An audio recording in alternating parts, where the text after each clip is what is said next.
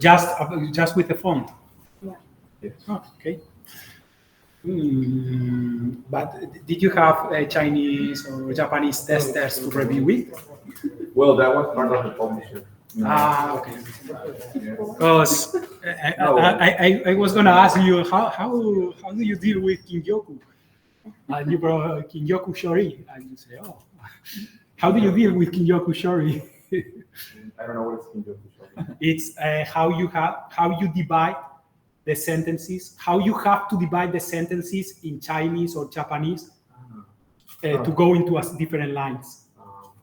Because you have to follow certain rules to not break words in the middle or be careful with kanjis and everything. At least in our case, we just receive like this is the text and we just. Yeah, but that's usually not enough. Yeah, for the programmer, it's just putting the font inside that. There are other things to consider. Yes, we don't do Yeah, but you need to check it in game, actually. Yeah, I mean. Okay, well, let's. I go a bit far over those points on audio. Maybe I take a bit more time on meshes because meshes are more important. Okay. The fonts needs to be processed to be displayed always. So you probably work with TTF or OTF files, but those are like the PNG. Those are the base files. And you always need to create an image atlas with the required characters that are called glyphs, with the required glyphs, and then that image atlas upload into memory as a texture, always. So the TTF, OTF, it's just like the PNG. It's never on memory, actually, right? Only on the moment of image atlas, font image atlas generation, okay? What needs to do to generate the font? You need to select the desired code points to get the glyphs. What are the code points? What are the glyphs? In the Unicode, you know Unicode, there are big tables that contain loads of characters. The code point is usually the number assigned for every character, right? And then also the glyphs are the images, the pictogram assigned for every character. So we have that kind of combination that it's a code point refers to a specific character that has or not a specific image that's called a glyph. Understand that? So you need to define the desired code points to get the desired glyphs for the TTF. It could happen that you request a code point to a TTF file and it has no glyph.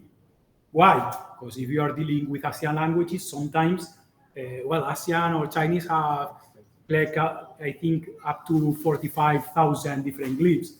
So sometimes a TTF form does not contain all the glyphs that you require. So when you request the glyph, there is a very complex process that I'm not going into detail. That it's a glyph rasterization. I mean, it's same as the rasterization that we have seen before on the pipeline. The process is actually the same. You got in the TTF mathematical information defining the shape of the pictogram, the shape of the glyph, mathematical information, Bezier curves and everything, right? And then it needs to be rasterized in a pixelized small image containing the glyph, right? That's the glyph rasterization. What happens here? Depending on the programming library that you use to do that rasterization, you can get better quality or worse quality for the glyph on the font atlas. Okay. As far as I know, Unity uses FreeType2 library, that it's a very good one. So it's a good one. But if you go into the professional world, probably big companies could use some alternatives that are better. Actually, one alternative is called Sloop, I think, right now. That's getting very popular between AAA games for a very high quality font rasterization. Okay. Types of rasterization. Concepts that you have to care on rasterization. Simple rasterization, anti-aliasing on the rasterization, subpixel rasterization, and then modes of rasterization, SDF, MSDF, MTSF. well, depending on the rasterization mode, you get better or worse quality with higher or small glyph size, right? And then it comes the font atlas generation that it's the same that we have seen with the sprite. You have to package all the glyphs into the atlas. Okay, here this is a small detail about the font rasterization, SDF versus MSDF, that are kind of popular rasterization algorithms today because they give you very good quality for very small rasterization size. And that's important. Why? Because if the glyphs are rasterized smaller, you can put more glyphs into smaller texture atlas, right? And that's efficient, very efficient, right? For example, this is a letter I rasterized in SDF form as 16 by 16. Once displayed, you can get that quality. If you rasterize the A letter with a 32 by 32 size, once displayed using the SDF method, you get that.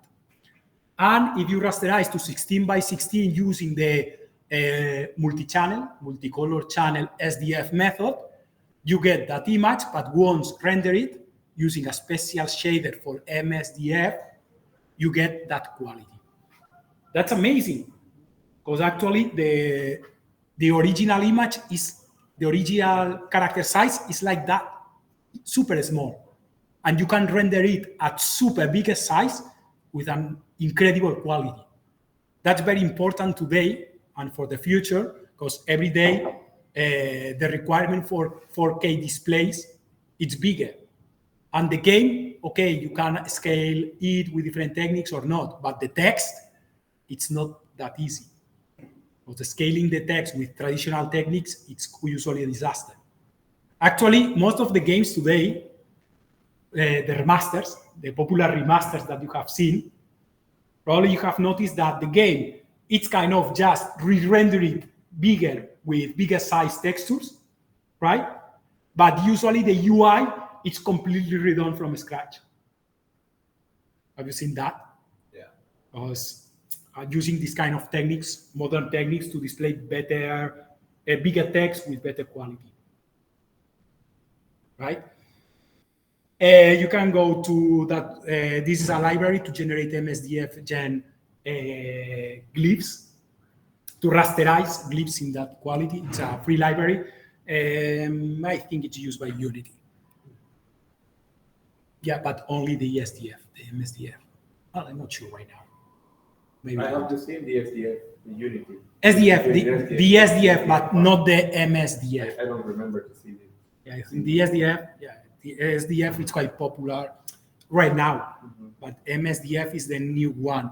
But actually, the latest one is the MTSDF. Oh my God. That's the future. Here is a small sample that I'm showing you that illustrates that very good. Demo, SDF fonts, yeah, you will see that. Oh, things appear in one side, and then I have to move to the other side. See, this is a font rasterized as at 16 by 16 pixels. The size is 16 by 16 pixels. Okay? Right? But then it's displayed at a size of 104 pixels. Look what happens. You see? That's very bad.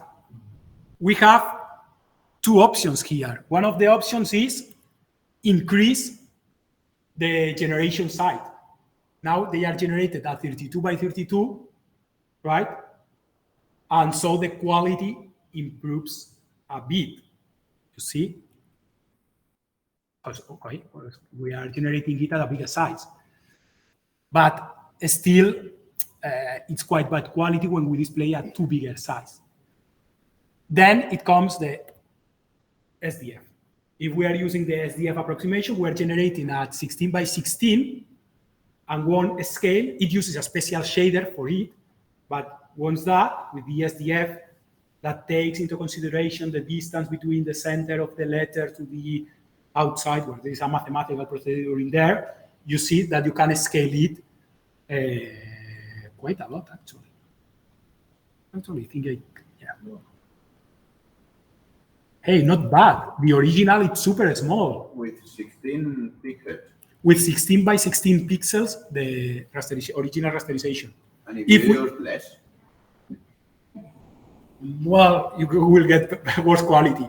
But if you use more, look at that. If you use more, look at the quality. Look at the T, for example. Or the S. Yeah. Or the S.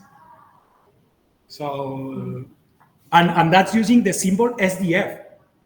If we go for the MSDF or other methods, quality increases exponentially. That's very important today with the bigger displays and the bigger resolutions, because you always consider separately the game rendering from the UI elements rendering, right? They're completely different words.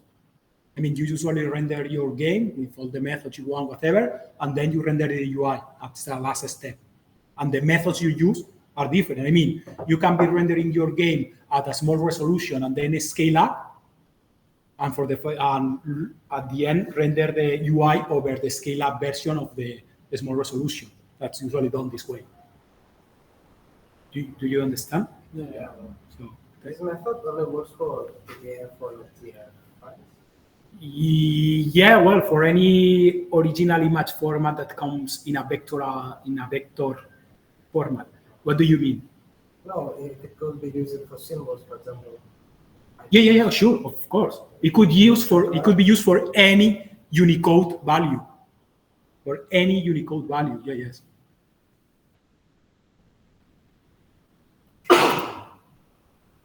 Okay. Okay, well, I'm not going into that example, but it would be the same. For example, the EarthX Packer tool that I showed you before to package sprites.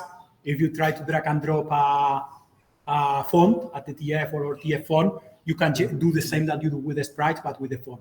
You can even drag and drop a TXT file containing all the text for your game, and it will filter the file to get the unique glyphs required and generate the atlas with the unique required. Actually, that's the process that you should do. Well, actually, that's not the super professional process, but that's a way of doing that. It's a shame because I need to go quite fast now, but this part, the part about font and text, is the part that I know way better, because I was 3 years in electronic arts in localization, and I was a localization engineer, and I was in all the engineering part. Actually, I was the person who take care of the first electronic art video game translated to an Asian language. That was FIFA 10 Nintendo DS. And I could explain you lots of things about fonts and text. Lots. But we have no time, so let's continue. Costly features. Okay, better quality sometimes implies an extra cost. Okay, SDF, MDF, they require an additional shader to calculate the scaling properly on the GPU. But the quality gain is super important, so I think it's recommended. Dynamic fonts. Avoid dynamic fonts. I think Unity has some option for dynamic fonts or something like that. It means that when, I don't know, I think it was selected somewhere to use dynamic fonts, but for example, you have a text that has some animation that goes big and goes small. For example, like that. in Unity, I think it's using the feature of TextMesh Pro. TextMesh Pro uses the SDF files for animation, no, the outlines. The dynamic fonts it was a feature, I don't know if it's still in Unity, it was in the past, that it regenerated all the font atlas every time a bigger font was required. And it could be done per frame. And it was crazy because it was super mega slow. Because if you had some kind of animation of a text increasing in size and decreasing in size, every frame it was generating a new font atlas, new color, everything new, and it was super slow. So avoid dynamic fonts. Fonts should be generated at the beginning. Select the base size carefully, 16 by 16, 32 by 32, usually 32 by 32 or even 64 by 64 could be good numbers. Okay, select that base size at the beginning and scale, use SDF if possible, or if not, when you scale, you are using a bit of quality, but doesn't matter. Also, in the sample that I just showed you, in the demo that I was showing you, there was a trap actually, because I was showing you the text scale without filtering. So you saw all the pixels. If you apply a filtering, it gets a bit blurred. But I was showing, but filtering on text is usually a bad idea because it gets blurred and it really gets dirty. Okay. Costly features, kernings and ligatures. Costly features.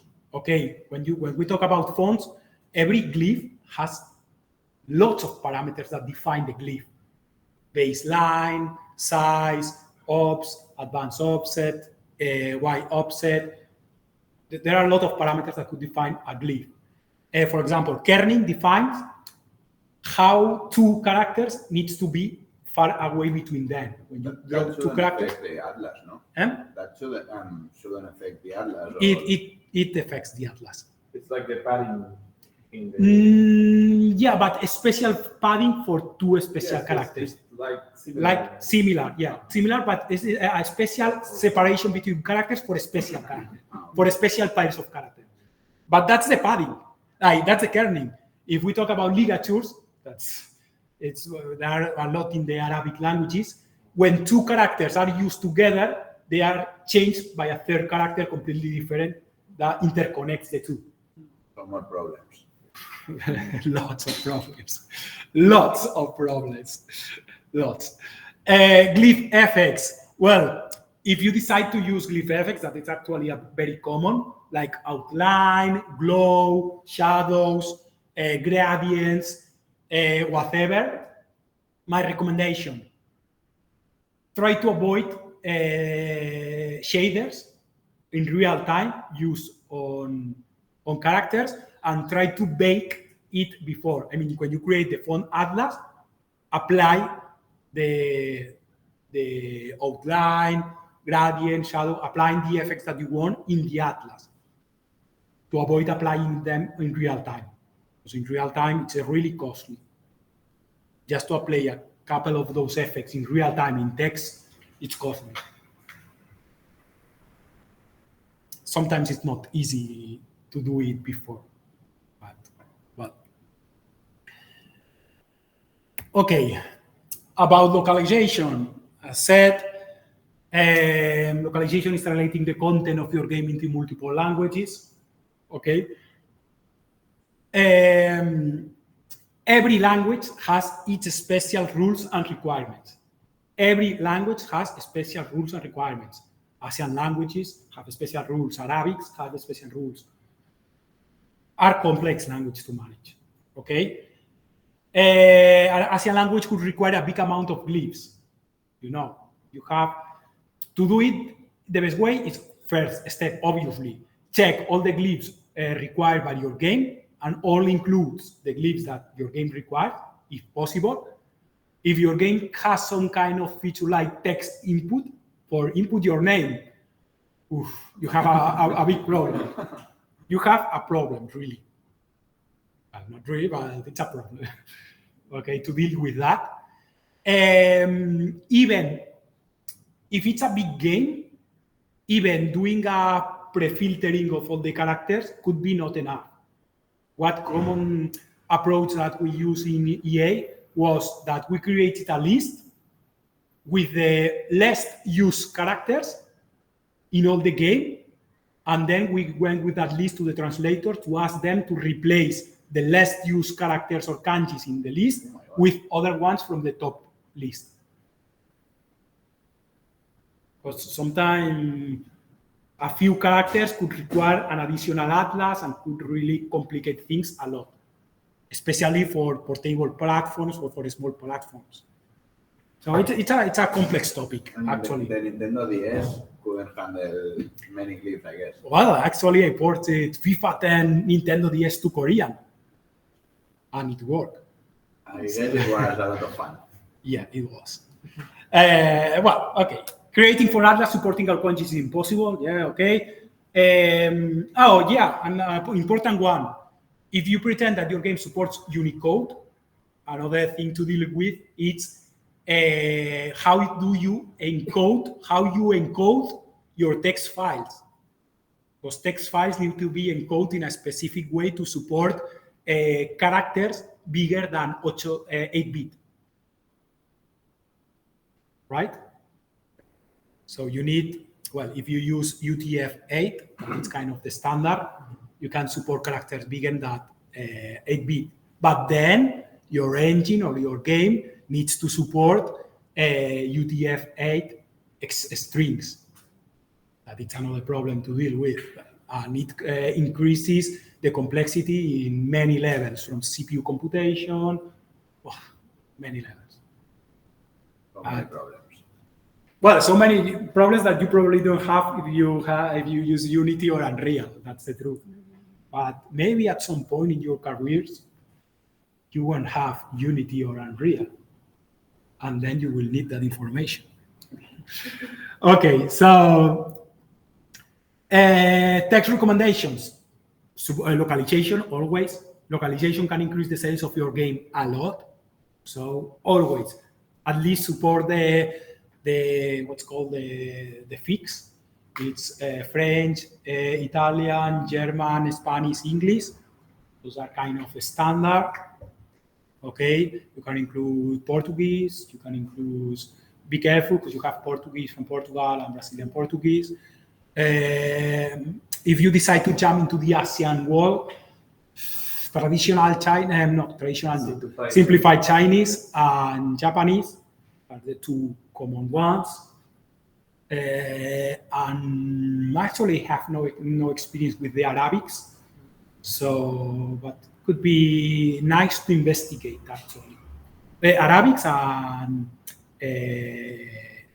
Indian. They could be markets, potential markets, could give you maybe good sales. Okay. As said, select only the required code points, support ATF and encoding, and avoid costly font features as much as possible. Just a detail, keep your game text into separate files, always. Keep all the text of your game into separate files. Or load them from a text file or some kind of separate file.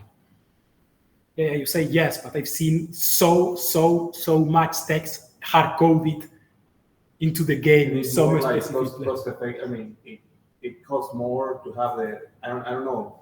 It's not a good practice, but it takes more CPU or whatever if it's like hard-coded.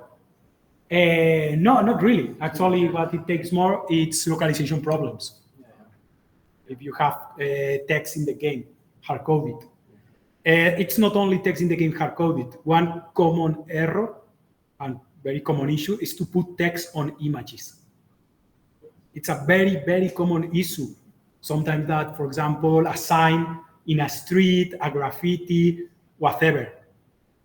There are texts everywhere. There are texts everywhere all the time, not only the texts that appear in the dialogues. So you have to be very careful with that. Very careful. Okay? Because I remember really lots of scary stories about that. I think that it's important in the case of the text that, for example, in our case, we design even the logo for game in different languages, mostly for Asia, because for some platforms you need to usually the logo shouldn't be changed for different languages, usually.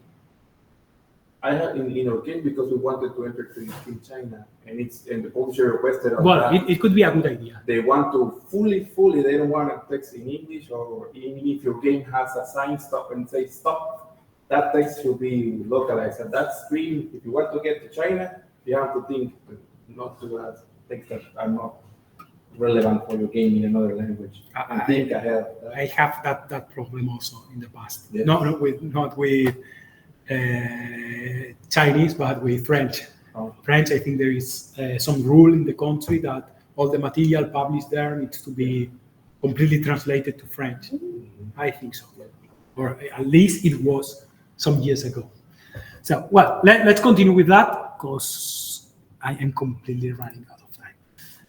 Sound and music. Well, simplifying, the same as images. Instead of having pixels, you have audio frames.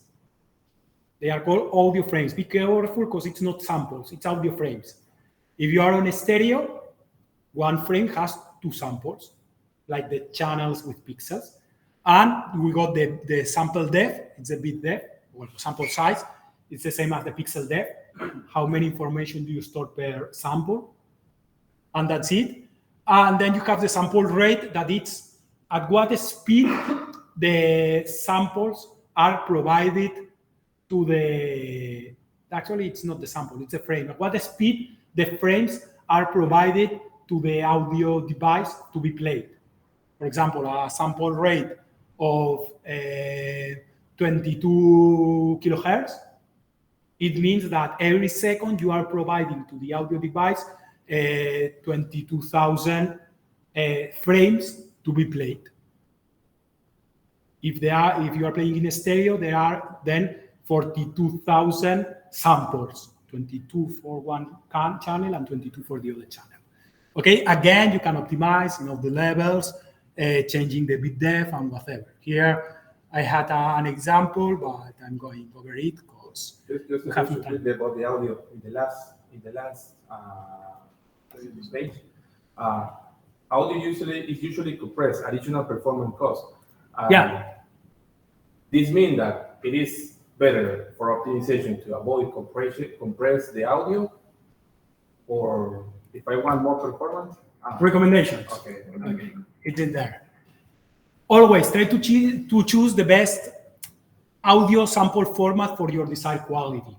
Okay, usually on the team you have an audio expert, sound designer, or a musician, or you have some expert in audio that should select the best quality, the best rate between quality and size for the audios. Recommendation for sounds. Sound generation, it's a thing. It's quite interesting to explore, but I'm not going into it. But for sounds, usually use uncompressed files with mono and maybe between 32 bits or 16 bits, it's okay. It depends a bit on the kind of game that you are doing and the kind of sound that you expect to get. But usually for sounds, use uncompressed WAV files.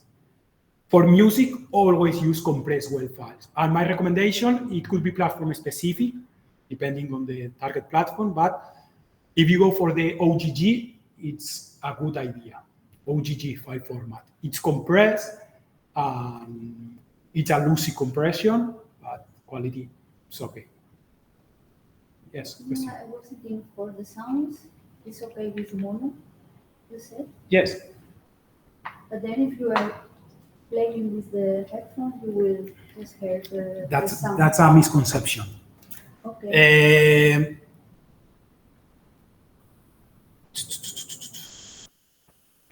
There was. Okay, saving same sample for multi-channels is not optimal. Save only different samples per required channel. I mean, if you are querying the same, one thing is how you save the data, another thing is how it's then played. I mean, I recommend that you use mono sounds for the size of the data. But actually, when they are played, it depends on the output device, how it's configured. how the same. So if it's configured as a stereo, the same sound it's played in both ears. So that's an optimization. Just if you are having different effects in a stereo or 5.1 or 7.1, depends, then use those multi-channel formats. Okay. Multi-channel is very costly. If you want for a 5.1 or 7.1, that, I mean, 7.1 means 8 channels. 8 channels. So every frame of audio has 8 samples. Yeah, it's very costly. Real-time audio processing, it's also very costly, but it's also used sometimes. And sound generation, well, it's also a thing that it's interesting to explore, but I'm not going over it. Question. Oh, okay, that's already about models. Question, we have a model that requires texturing and basic lighting. Which are the minimum attributes that we need for the mesh data? The minimum attributes that we need for the mesh. Position, obviously we need position and texture coordinates, UV. Really? Light position. Light position is another parameter. It does not have nothing to do with vertex attributes. Come on, we need another vertex attribute at least. Maybe normals for the lighting. Normal for the lighting, that's it. Those are the 3 vertex attributes that we need. If our game has no lighting, we only need position and UVs and texture coordinates. Okay? Depending on the kind of game that we're creating, maybe we are not using text, we are only using vertex colors. So we only need position and vertex colors. Choose your attributes very, very carefully, because it depends on the kind of game.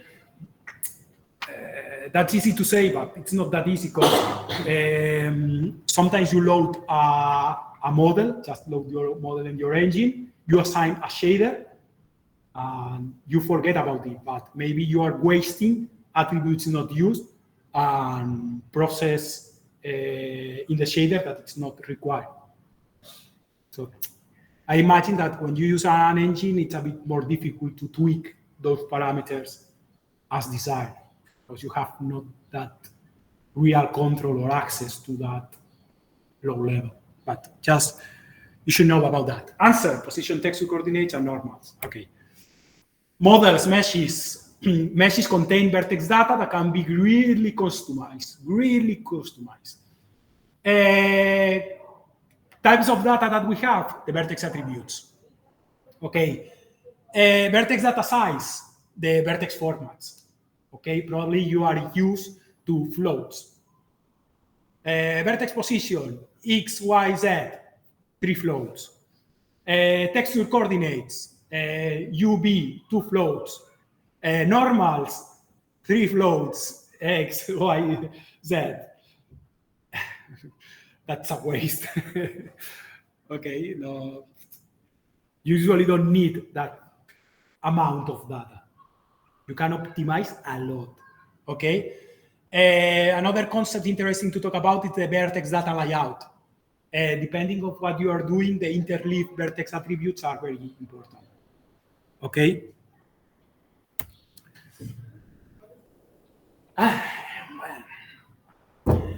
Vertex attributes. How many of them do you need? Did you need? Those are only some of them. Actually, you can have more attributes depending on the complexity of the game that you are creating. Those are kind of standard ones: position, texture coordinates, UVs, colors, vertex colors, normals, tangents, binormals, the bonds width, it's usually an array, by the way, indices. Those are some of them, okay? But you can have more, actually. Many formats, about vertex formats. Which ones do you need well, actually, they are organized by vertex attribute, the recommended ones. Positions, usually floats are okay, but depending on the game, you can consider half floats. Depending how big is the wall that you are creating, with half floats, you have more than enough. And half floats are half size. So that's good. Yeah, that's good. Texture coordinates. Instead of using floats, you can consider using unsigned shorts.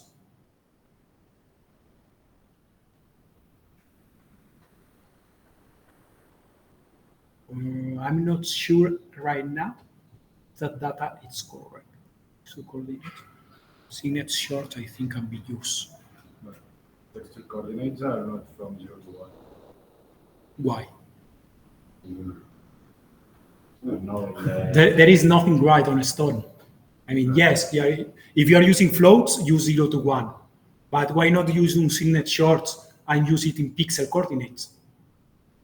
The texture you are referring to goes from 149.6 and 0 to 49.6. Why not just use unsigned shorts and access it?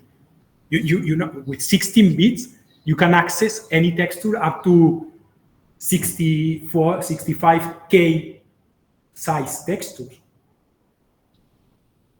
16 bits give you 65K size pixel access.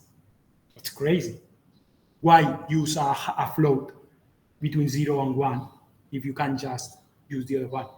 Obviously, depending on your decisions, you need to be able to tweak your engine to support it or not.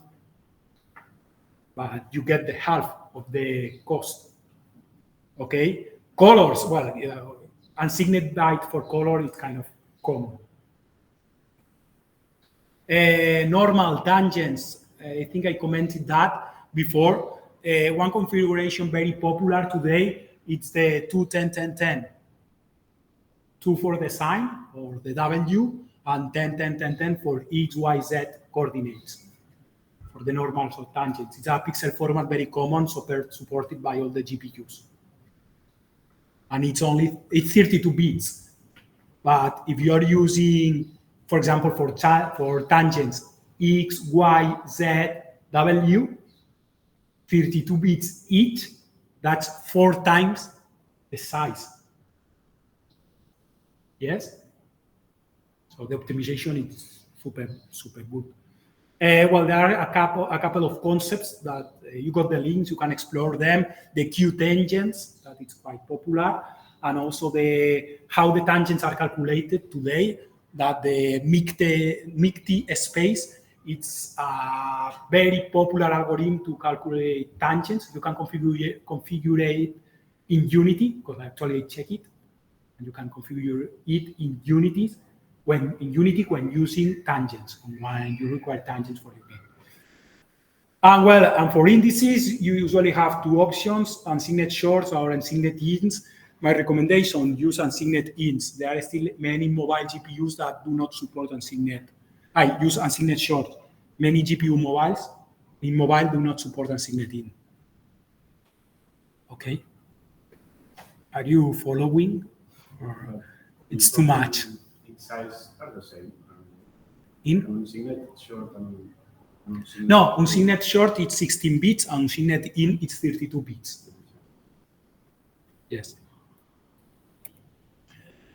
Interleaved vertex attributes. Well, that's a very big optimization, but it can only be done in some specific situation.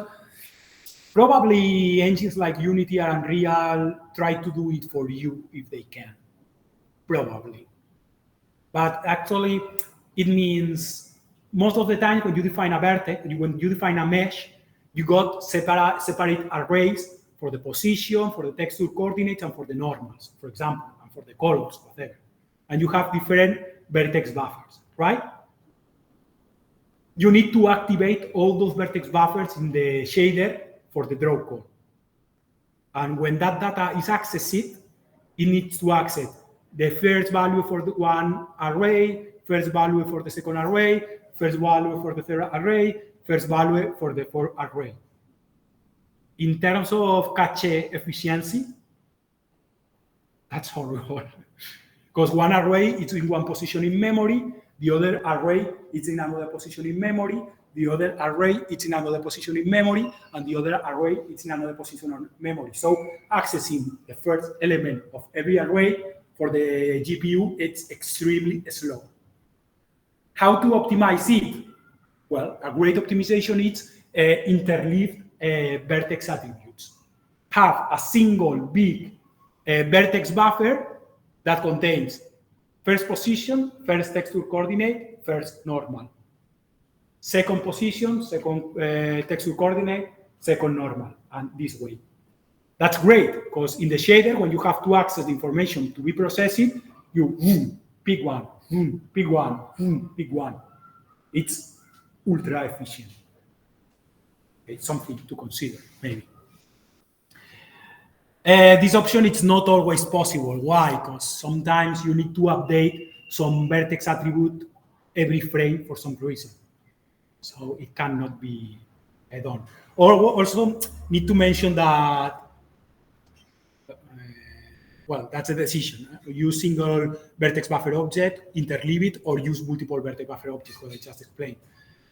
Yeah, if you are using a engine like Unity or, well, with Unreal, at least you have control over the source, and maybe you can change these things, and probably you can even configure that kind of feature. But maybe with Unity, you have not that level of fine-grained control. Well, that's it. No problem. Question. Oh. What's the optimum triangle size? What do you mean? You're creating your model. Okay. How big should the triangles be? How much level of detail you need to put on the triangles? It depends. It's not the same if I am designing a local game than a AAA game. I don't know. Okay, right, that's right, but is there some kind of rule to take that decision? There is, obviously. Well, these are recommendations, okay? You have to always avoid small triangles in terms of pixel coverage area. So it depends on the size you render the mesh. Yes.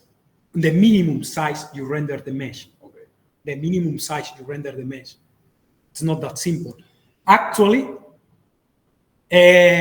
usually GPUs could hit a very dramatic cost performance when dealing with small triangles.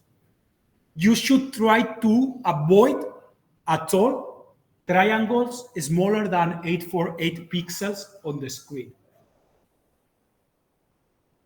And in games that you can move freely, that's like really hard to control, isn't it? No, because for that reason you got the LOTs to provide meshes with a small number of triangles. That's it. Also, one thing that you should always try to avoid, that it's super costly and slow for the GPU, it's triangles that are very long. Triangles, just something like that in some places like columns or whatever. Long triangles are extremely costly to process for the GPU. This you can check with the tension. With the, you can have colors like. Oh, I didn't know. I don't know.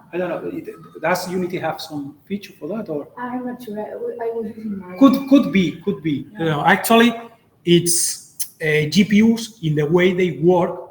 You remember the rasterization process and everything. When dealing with long triangles, it's very inefficient for the way it needs to process them. If you check the tension, it's totally red, which it means that it's Maybe more it's that. difficult to process. I don't know. But I don't know. Just, well, keep that in mind. Avoid the small triangles, okay? Because it's an important performance hit for the GPU. About triangle density. Well, triangle density is the amount of triangles used per screen area. Is related to that question. should be reduced as much as possible. About high densities of triangles in a small screen areas. Yes? Techniques to avoid that. We have lots of techniques. The first one, level of details. You can create multiple levels of detail for a mesh just to avoid that.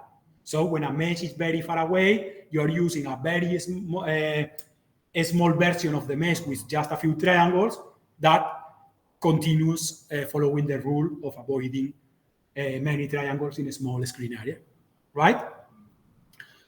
Other technique, the bump mapping or normal mapping. It's the same. To avoid a lot of detail in a mesh, we use some techniques using a normal map that gives us the perception that there is a lot of detail in a mesh that actually is just a few triangles, right?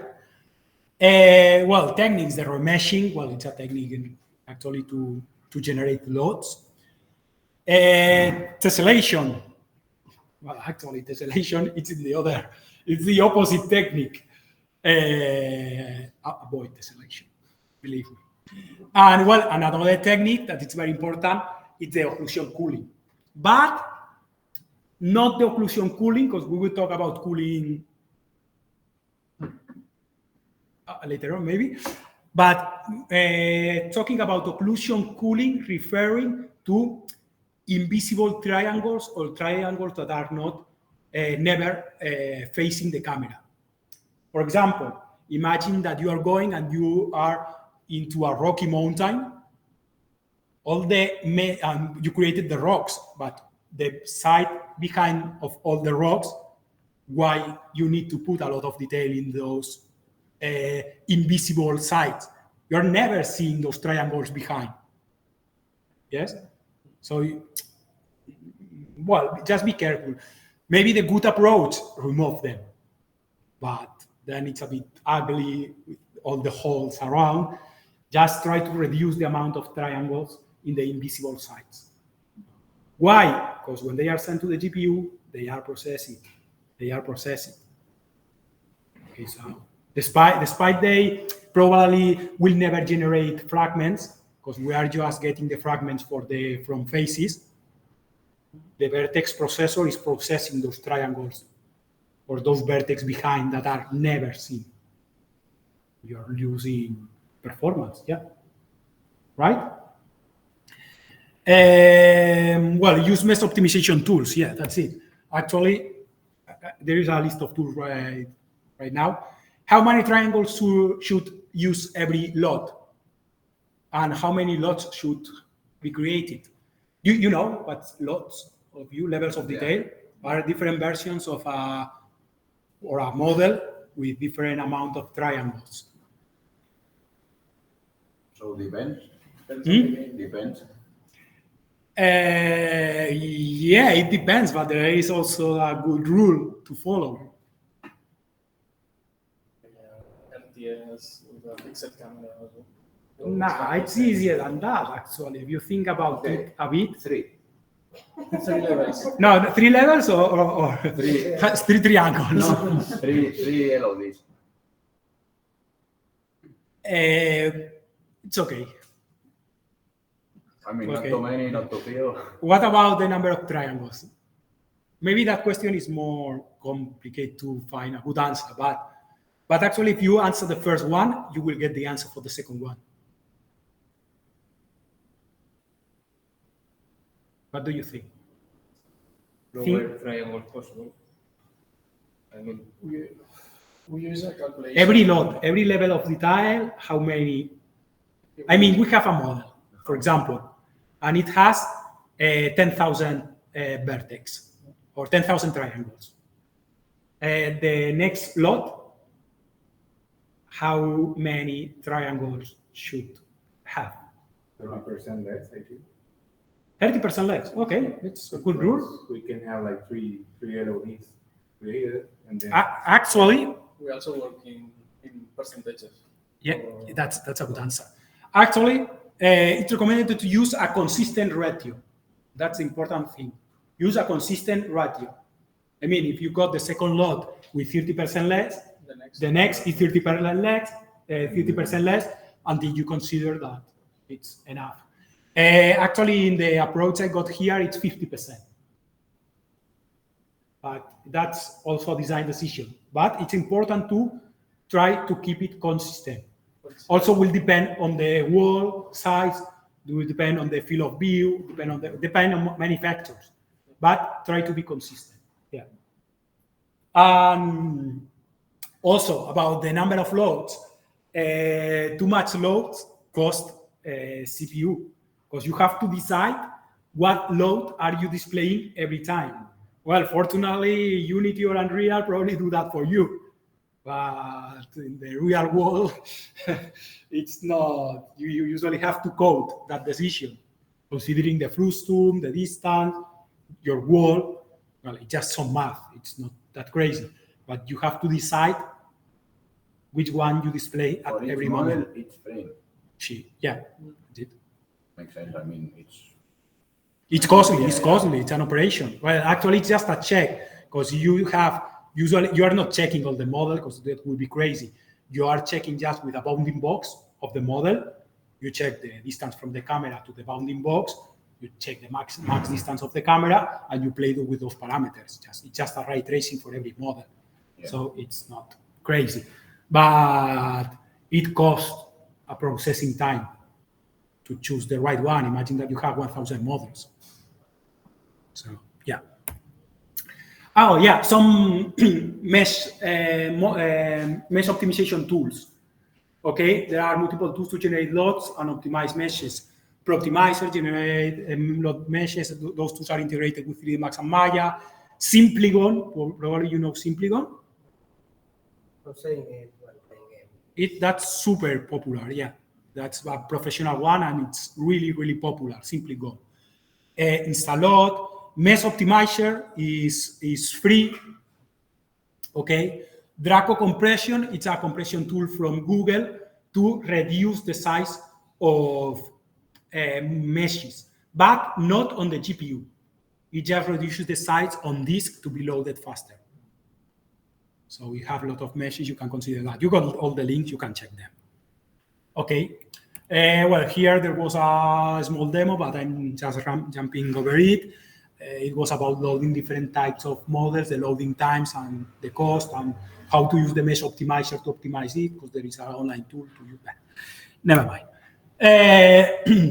Recommendations on meshes. Use a clean and tidy topology. Always, please, artists, be organized. Use triangles only in important areas. Avoid long thin triangles. Remove the micro triangles. Avoid unused vertex attributes. Select required vertex format carefully. Use interleaved vertex attributes and indexing when possible. And use lots for distant objects. A bit the same that I already explained about all those options. Okay. Materials. I'm not going into materials. Okay. Just well, you know what's a material? So a material or with a shader, a set of textures, and some additional parameters that are always required by the shader. Okay, you assign materials by meshes. Okay, minimize the number of materials as much as possible. Minimize the number of permutation. Minimize the number of changes by materials. If that texture is activated, that texture is not activated, we're using that parameter or not that parameter. Try to minimize shaders, materials. I know that if you're using Unity, that's very difficult, because Unity does a lot of work for you in the background with the permutations and everything. I mean, the Unity usually gives you a couple of what's called Uber shaders that you can tweak everything, and then automatically generates 100 shaders for you on the compilation time. That's easy to manage, but it's very bad for performance. So just be careful. I'm not going into detail into materials because I have no time, but you know that you have about the maps. Yeah, albedo, diffuse, metalness, roughness, normal height, ambient occlusion, many maps. Actually, I remember, I don't remember the name. I think it was Five Night video game. Well, you can use up to 20 different maps per model, or depending. And that game was 10 years ago, so imagine today how complex it can escalate. Okay.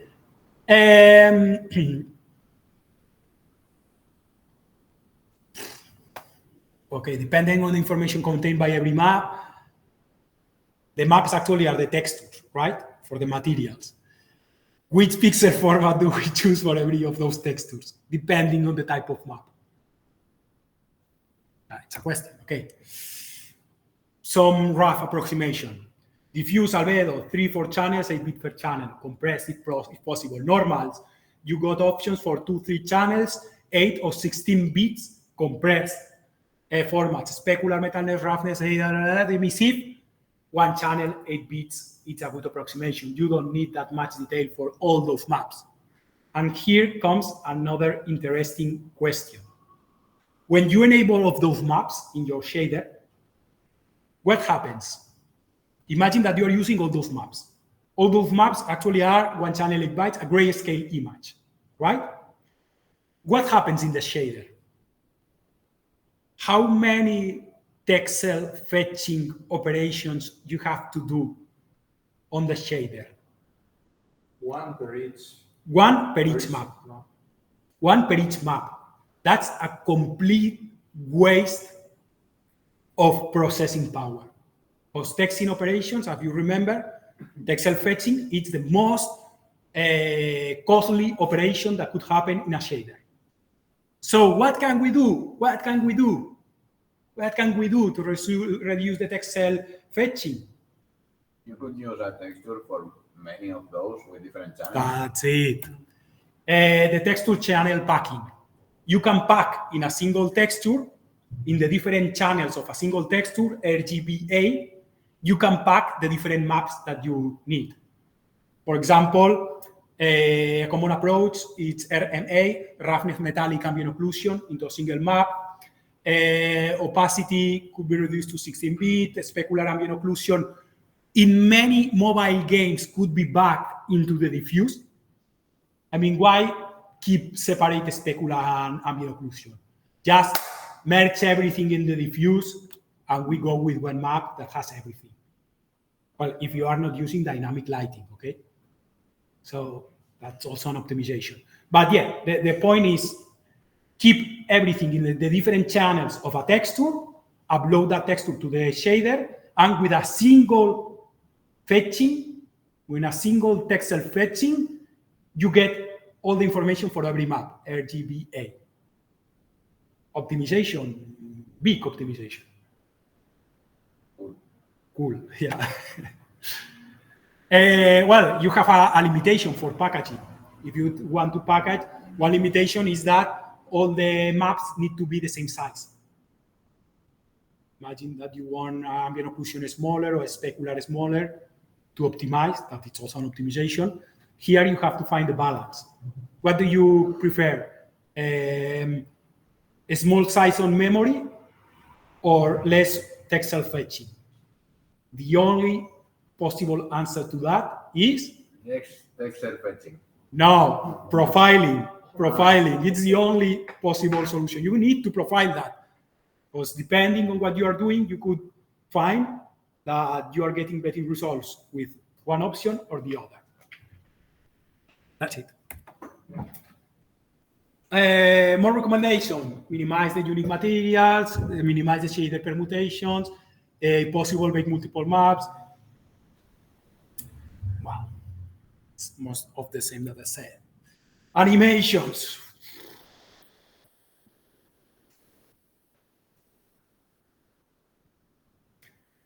Okay. What do you know about animations?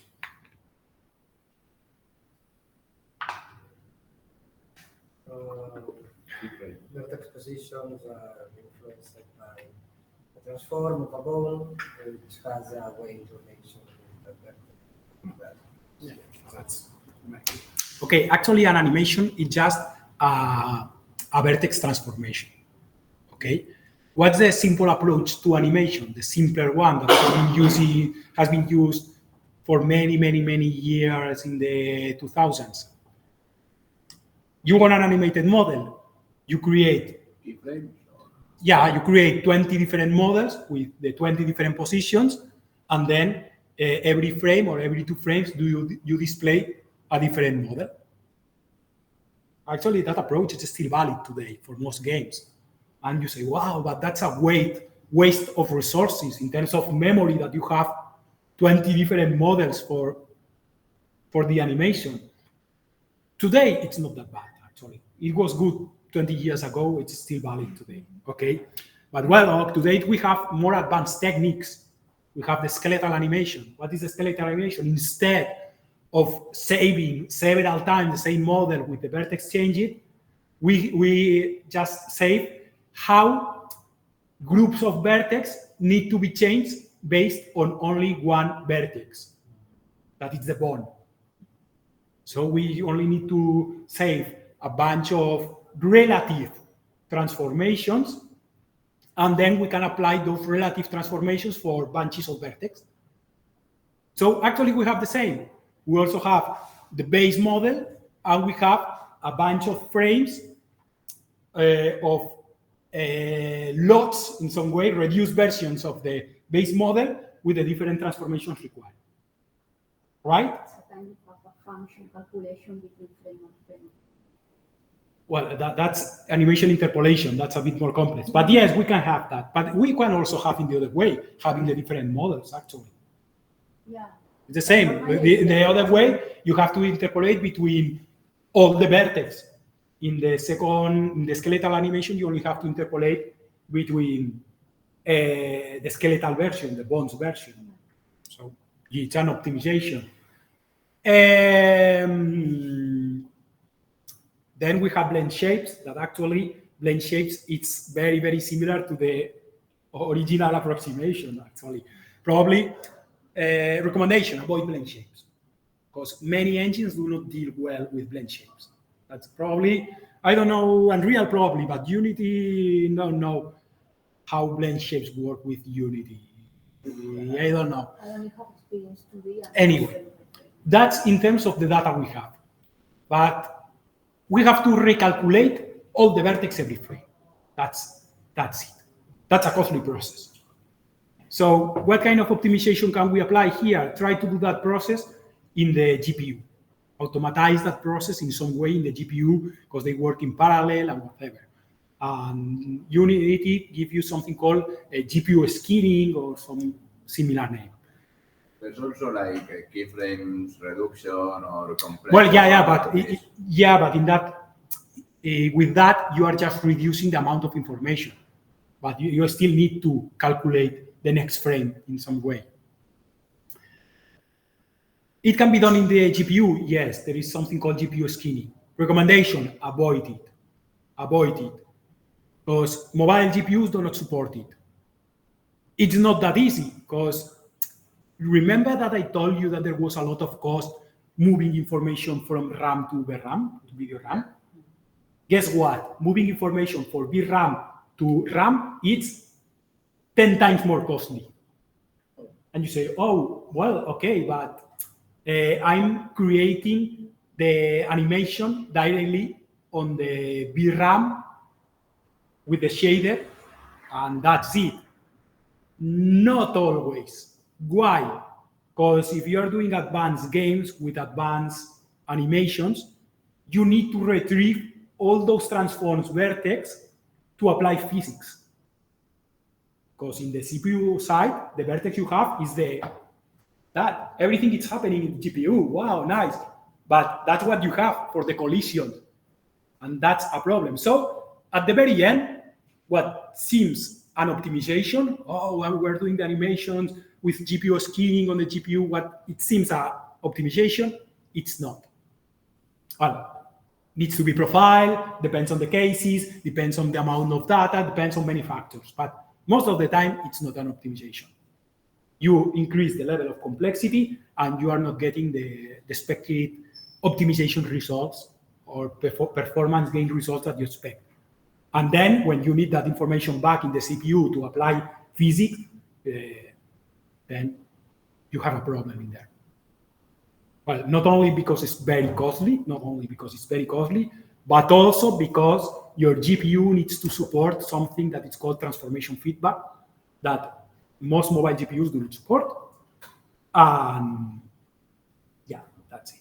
And all GPUs do not support also. Yeah. Okay. That's everything I want to say about animation. Okay. Blah, blah, blah, blah. It depends on animation, transformative models, compute next frame, how we compute it, animation recommendation. I will provide to find the best results. Okay, that's it. Shaders. I know, that's crazy. Okay, shaders are programs that execute on GPU, not CPU. Well, most things about shaders have already been said when I was explaining about the graphic pipeline, that they must be compiled before running on the GPU. And that's a costly process. Actually, every AAA game that you play today, when you see the loading, most of the work done there, it's compiling shaders, actually. And it can take like a long time, like A maybe long it's like 10 minutes. Imagine a complex game that has easily 3,000 shaders. And for consoles, do they like pre-compile them? I mean, They can do that. They can do that. Okay. They can do that. But it's very specific situations. Very specific situations. I mean, what it's called offline compilation of shaders is not yet, well, it can be done. But you need to know the GPU, a specific GPU, the specific compiler for the specific. Like for PC, No, for PC, forget about it. Well, there are some approaches with DirectX. They're kind of an intermediate binary format that then could be further compiled. You know, like IL, intermediate language. It's similar what does C#. C# it's interpreted, but it can be compiled into intermediate language to then be faster on, well, you have something similar in shaders, but usually not. And it takes a lot of time. Actually, that's a problem, not only for users, but also for developers. Because while you are testing your game, if you have many shaders, it takes a long time to run. Well, it tries to cache all the possible information, but it's horrible. Things to remember, well, big amount of shaders are bad. Vertex shaders execute for every vertex, and fragment shader execute for every fragment. Okay, about shading languages, that's a nightmare. You have GLS for OpenGL, you have HLSL for DirectX, SPIRB for Vulkan that can be generated from GLS, MSL for Metal, CG by NVIDIA. And you say, oh, how many shading languages? That's crazy. That's the easy part. Every version of OpenGL has a version of GLSL. Every version of Direct3D has a version of SLGL. And guess what? They are not compatible between them. So actually, if we check about the real amount of shading language, I would say more than 40 easily. So that's a crazy wall. Because then you have to compile that for all the platforms and everything. And okay, never mind. Okay. Well, I'm not going into the example, but basically here you have a very simple vertex shader that the only thing that does is receiving different input vertex, outputting some fragments, and it receives the model view projection matrix, and it multiplies the position for the model view projection matrix. If you think about it, imagine that you have a character stand in the 0,0 of your wall, and when you multiply for the matrix that transforms the model and the view, it is transformed in the position of the wall that needs to be placed. That's everything that the vertex shader usually does. That's a standard basic vertex shader. Only does that, transforming vertices into the space. That's it. Okay. If we go into a simple fragment shader, well, then this is the most simple fragment shader. It only receives a texture, texture's coordinates, right? And what it does, it's given the texture, that it's a sample.d, given the texture and the fragment texture coordinates that have been generated from the texture coordinates, from the vertex texture coordinates, give me a color. Give me a color. Fetch into my texture, fetch in the texture that I give, those coordinates exactly, and give me that color. This process is the most costly process for a fragment shader, and probably for any shader. That lookup, it's a very costly process, because it's not only lookup. You have to consider filtering, you have to consider graphing, you have to consider mid-maps, you have to consider too much information and do it efficiently. That's it. What is the final color? What is the final color that the pixel that you were asking before, the final color for the pixel? It's simple.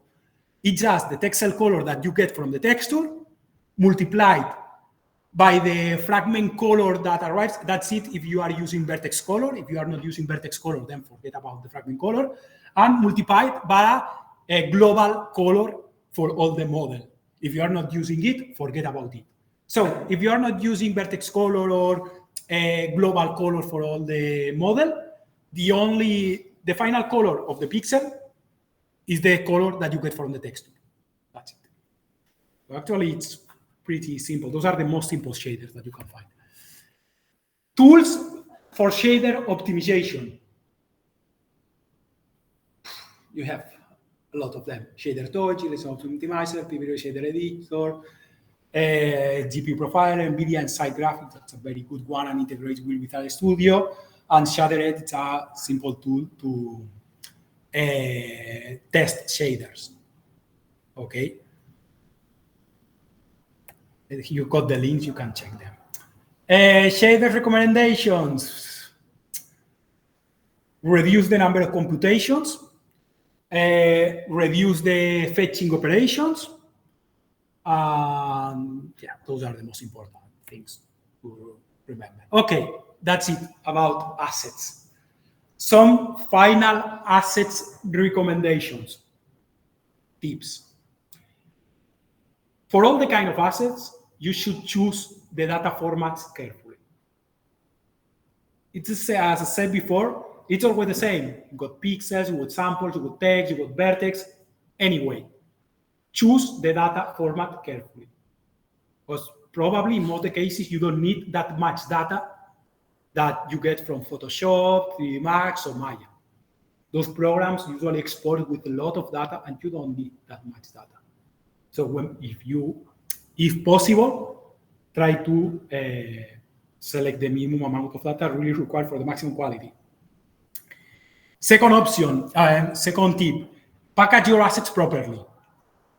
About that one, you probably can just forget about it, because Unity and Unreal have their own tools integrated that when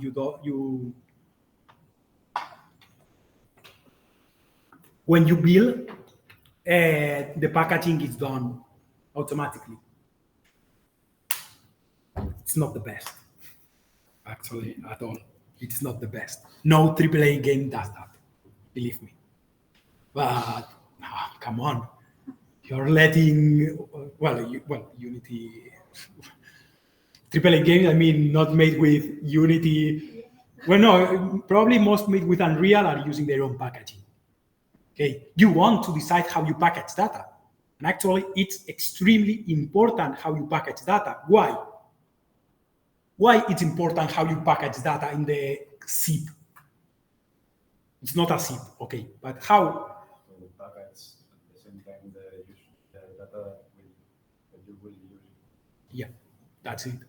There are many reasons. For example, that's it. To have all the data for one level packaged together. Imagine that several levels share different textures. Maybe you are interested in duplicating the data for the different levels for optimization. you are getting more size in the package, but you are optimizing in the loading. And loading, it's important in the games. Actually, many games right now are streaming content. I mean, you start the game and you are in an open world and you need to load data in real time. And with SSDs, it's like more possible this than before, I guess. I mean, there are things that maybe you don't need to load to the RAM. At least I was told this with the PS5. Like, oh, do you mean the streaming of data? Yeah. Today it's more, well, the SSD. Actually, for example, PS5 has the Kraken compression, that is a specific algorithm to compress a lot of the data on disk and then load it at super fast. Today it's super important how you load the data. And not only because that is because the worlds get bigger and the amount of data required for quality and everything, it's increasing exponentially. It's what we were saying before, that today we have games that 80 gigabytes, 100 gigabytes, that's crazy. That's crazy. Most of the time, you do not want to compress the data on disk. So you say, okay, I'm wasting 80 gigabytes. Hey, but data is loaded, just copy it to memory. I mean, you don't need to go through a process of decoding, decompressing that data from this into memory to later copying it to the other memory. You want to be as fast as possible. Okay, pick that in the disk. That actually probably you don't even need to go through RAM. You can do some kind of mapping with the disk and put directly to the VRAM to be even more fast. Those are more advanced techniques. Okay, keep in mind that those optimization things that I explained to you are kind of good to know, but are not in the ultra pro level. The big AAA companies do things that you would never believe could be done. Actually, there is a link at the end in the references. This is a link that if you follow it, you will see things that we say, what are they doing here? Sometimes the process of generating a frame could be crazy complex on what it's done in there. It's something unimaginable. For example, with Doom Eternal, many games really use very complex processes, and big companies really care a lot about optimization. Well, some more than others, maybe. But say that you can still optimize a lot. If you see, you can optimize a lot. So that's good. Okay, package your assets properly. Be organized and use an intuitive naming for the assets recommendation. Okay. Always profile. That's it. Always profile, because reality could surprise you. Maybe you are thinking that you are optimizing and then it takes longer. Happens. Yeah. Or the gain that you obtain is zero. What I said about the vertex of the models. Got 100,000 vertex. You optimize to 10,000 vertex and you get zero improvement. That's common. So yeah. Assets optimization tips. Okay. So, we are already out of time, but I'm continuing. Or can I continue for a bit more? I mean, for me, it's okay. It's for you. For me, yes. I'm fine. Okay, so I continue. Now, actually, now there are some visual examples that are good. Part 3, code optimization. Well, actually, asset optimization was the biggest part because there is a lot to optimize in there. Okay, we're here too, but I'm not going into that detail. Okay, here in the third part we have the CPU side optimization, GPU side. I won't go into detail into this one, but in GPU side optimization I go into more detail, and then the last points are kind of general information for you. Okay. What can we optimize in the CPU side? Usually, in video games, you will have the problem on the GPU.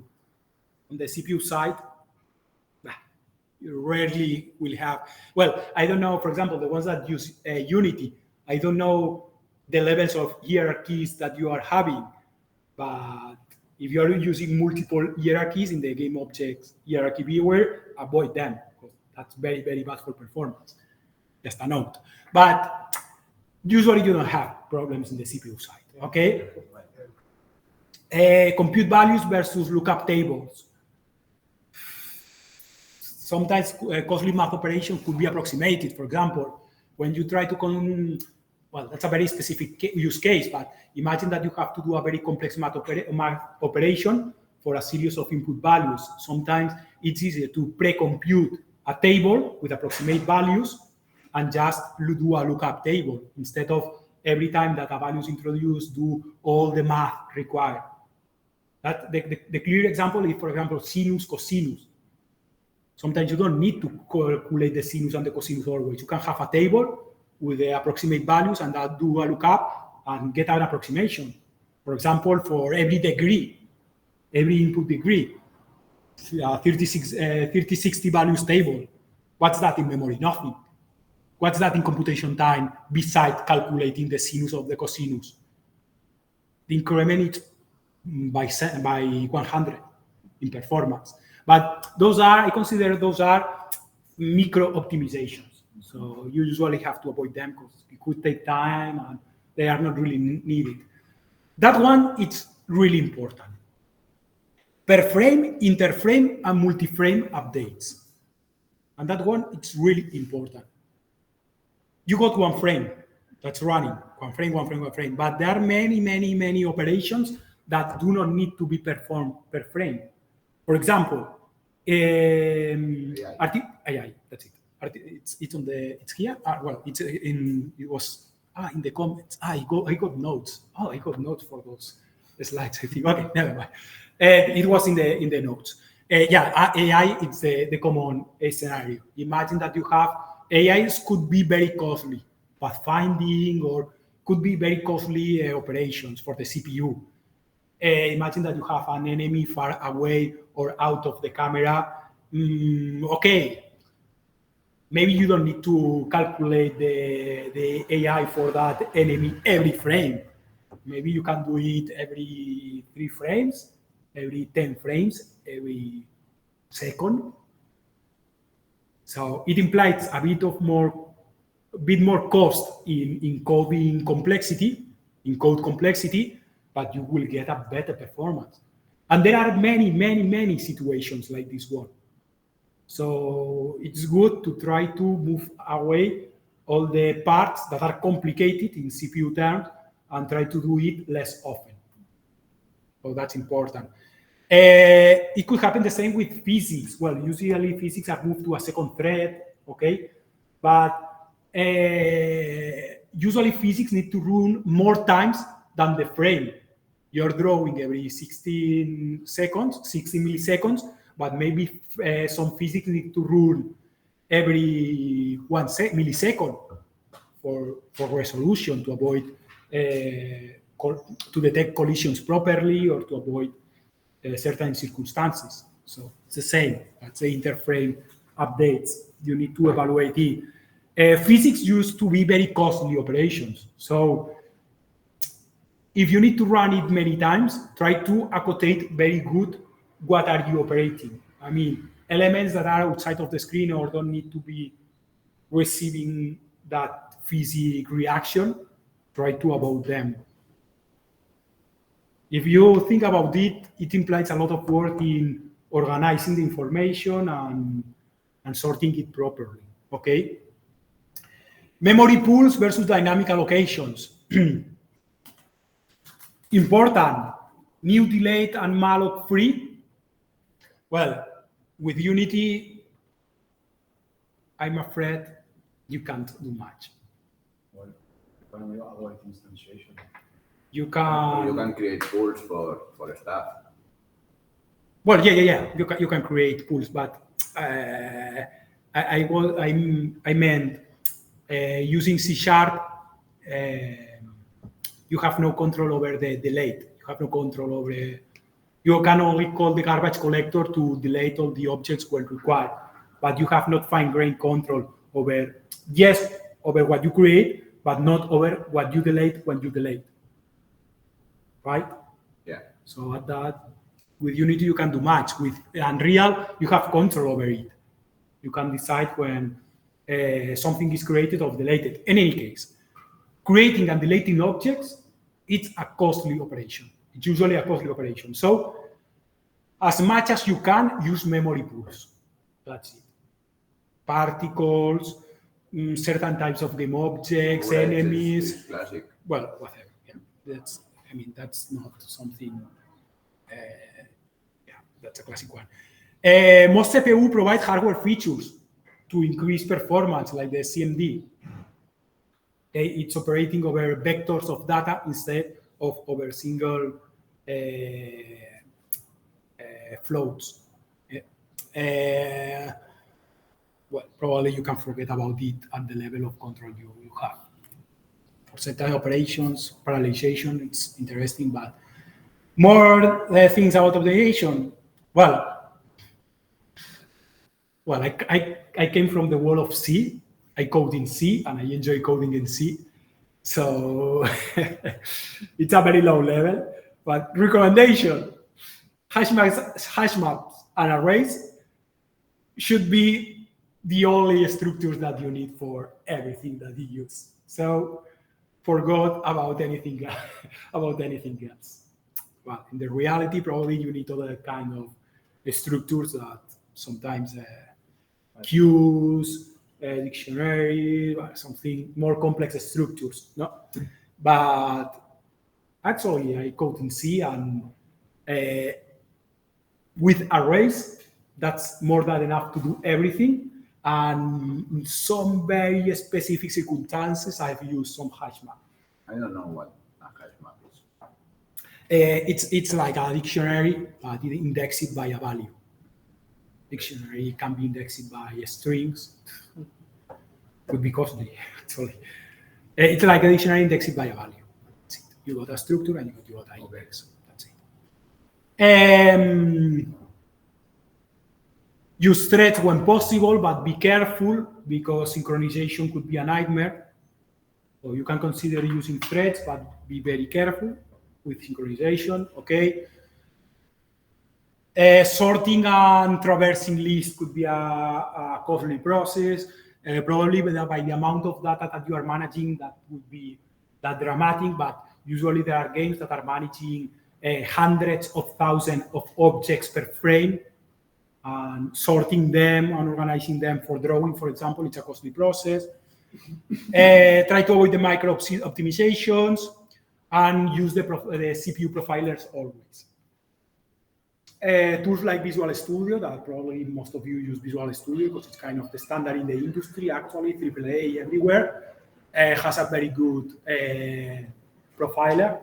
You can use it, recommend it, at least to know what's happening with the memory and everything. And the most important thing is to detect the hot spots, to detect the function that take most of the time. Super important. Yeah, you were asking something? Okay. Okay. GPU side optimizations. Oh, those are the good ones.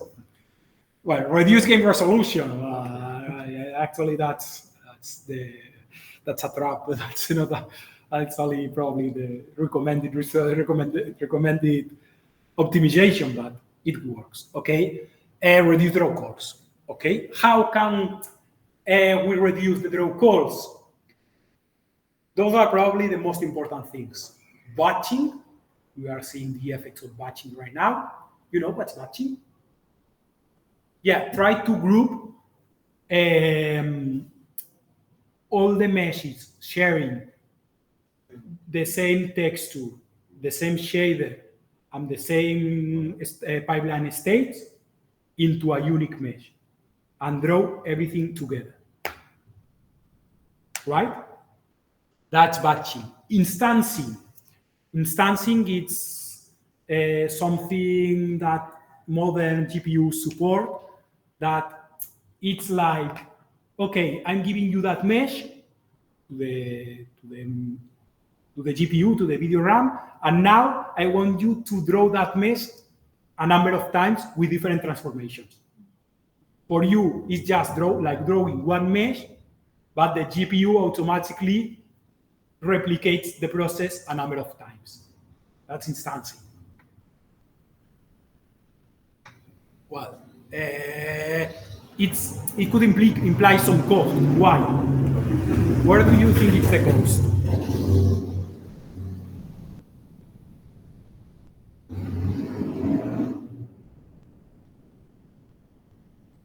If you think about the graphic pipeline.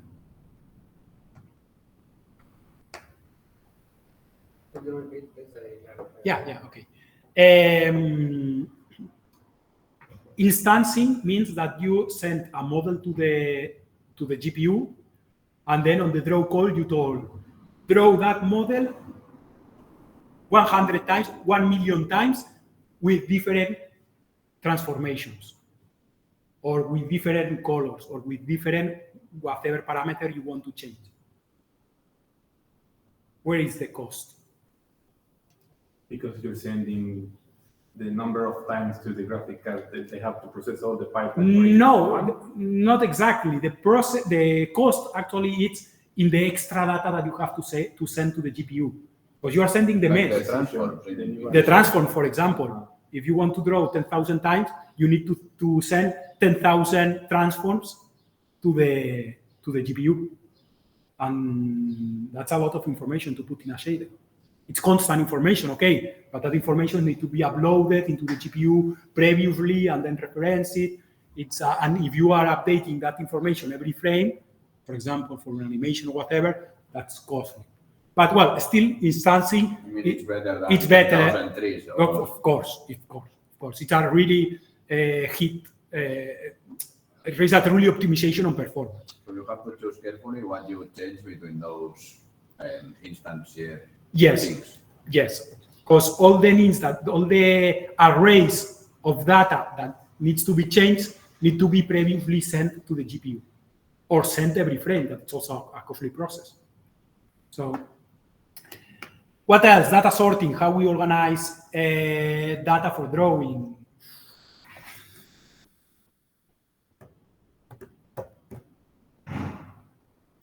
Okay. When you draw things, it's difficult to explain that to you because Unity does it automatically for you. And it's a super happy world because Unity does it. But if you are not with Unity, it's a real nightmare. When you need to draw things, you need to separate between the opaque things and the transparent things. Why?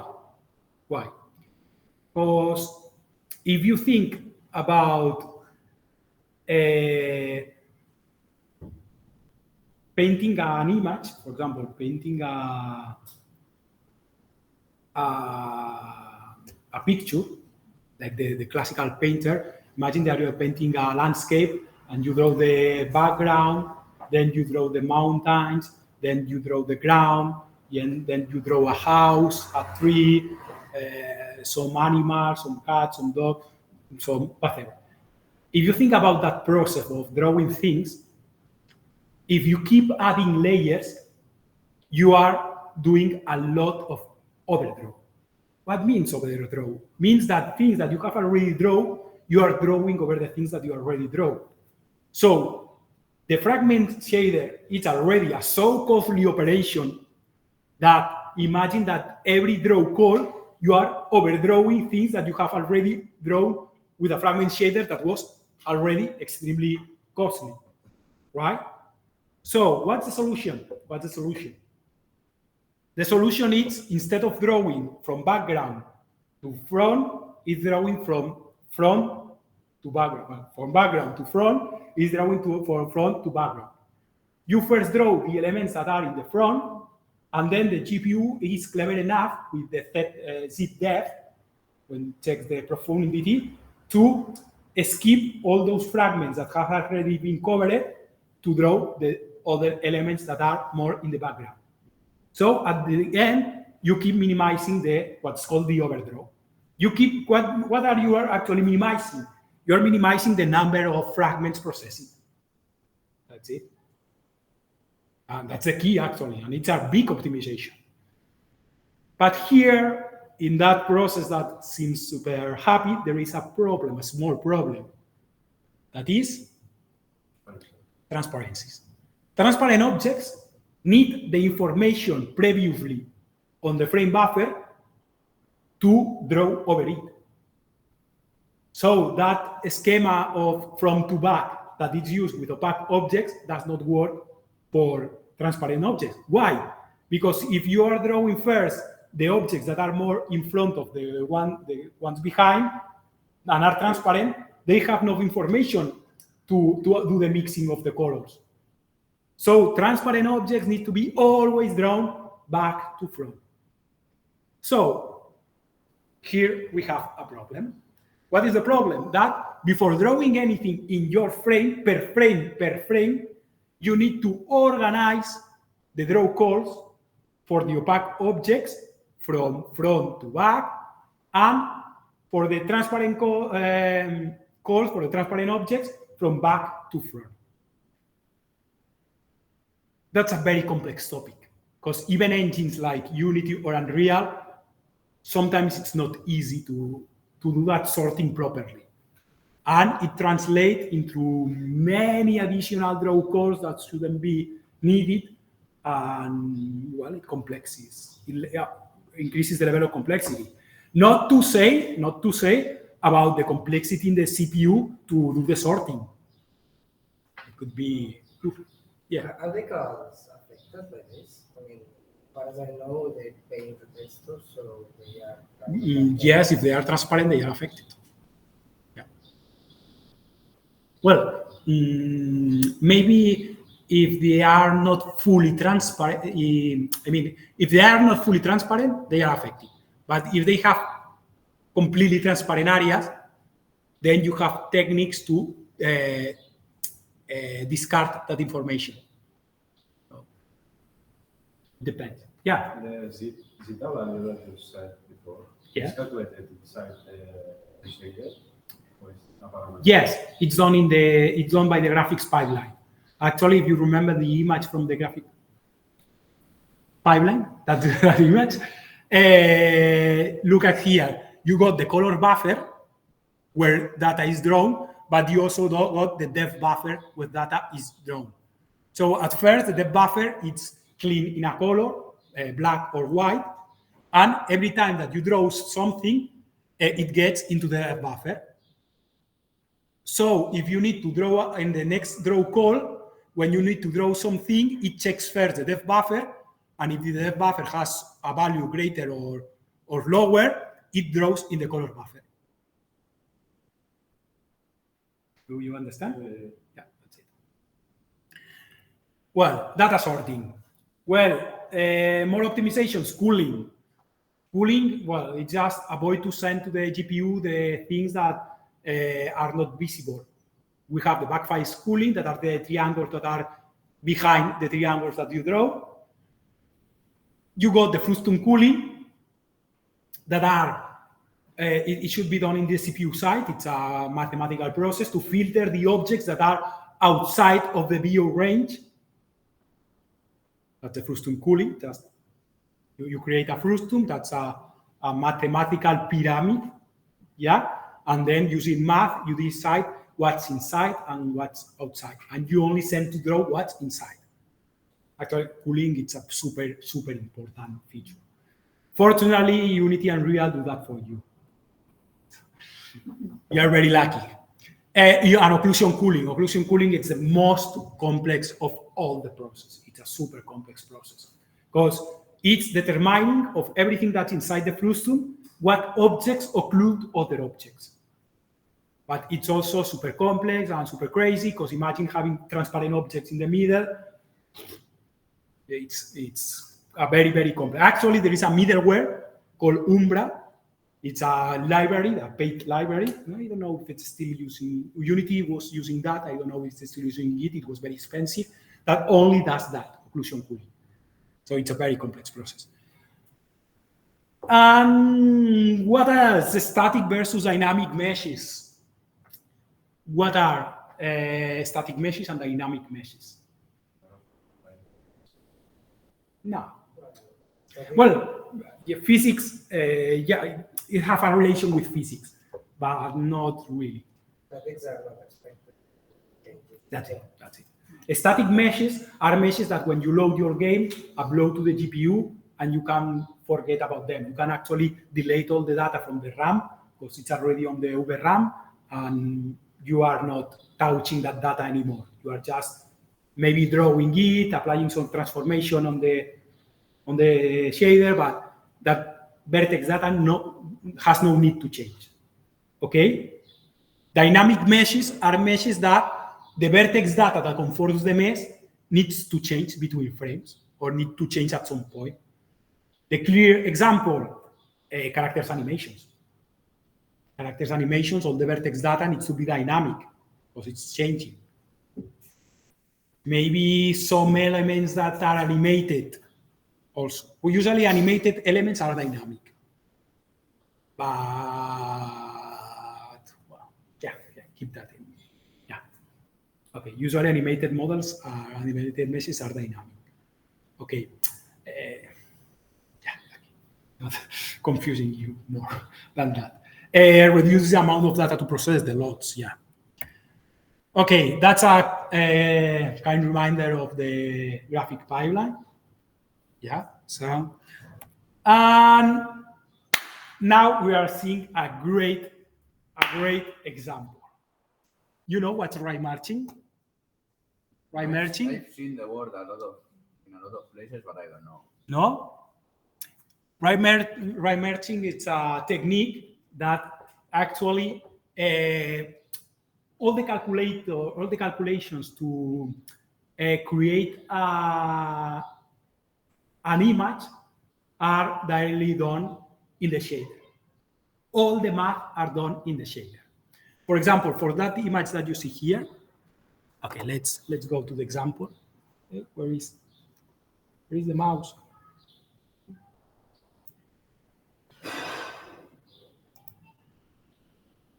This is a great example.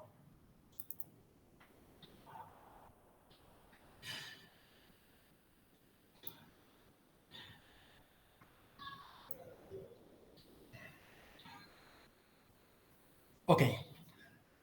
What you see here, that I can, for example,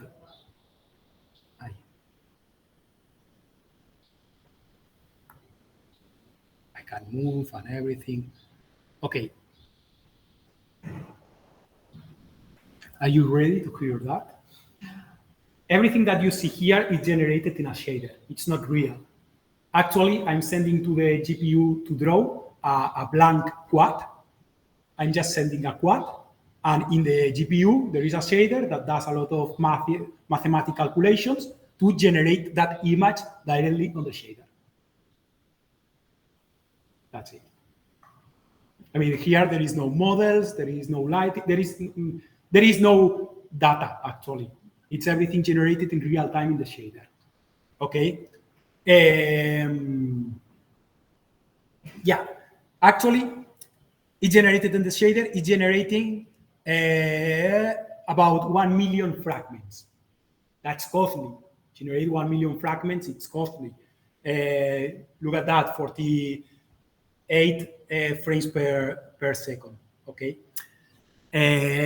Well, we can do zoom and everything. And now I don't remember what were the hotkeys to do. Well, anyway, it generated. How can I improve the frame rate?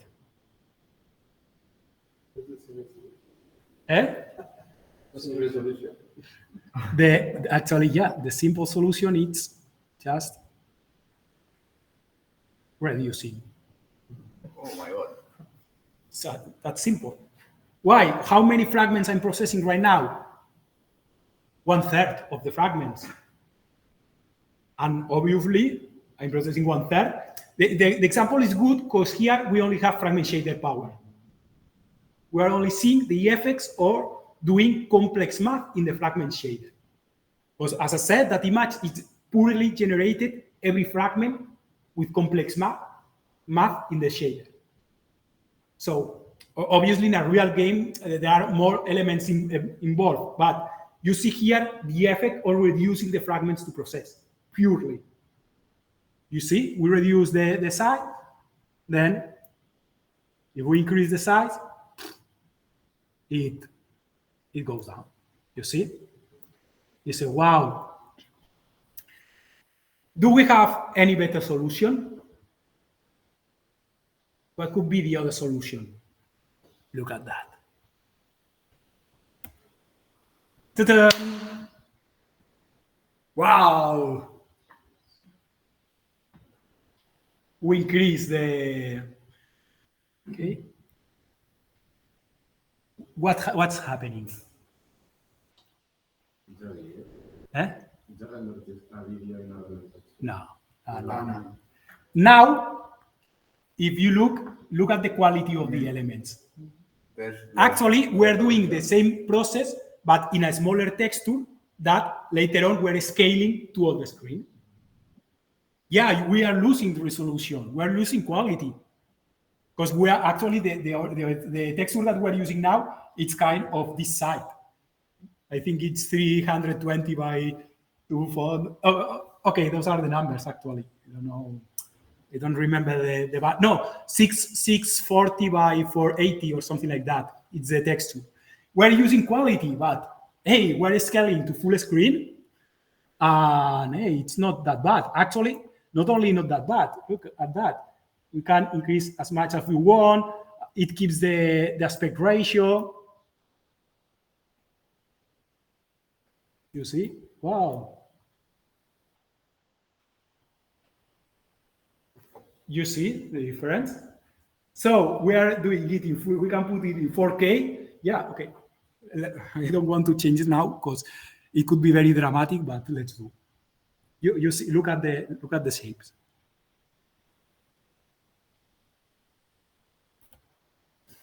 Oh, we fall down to 30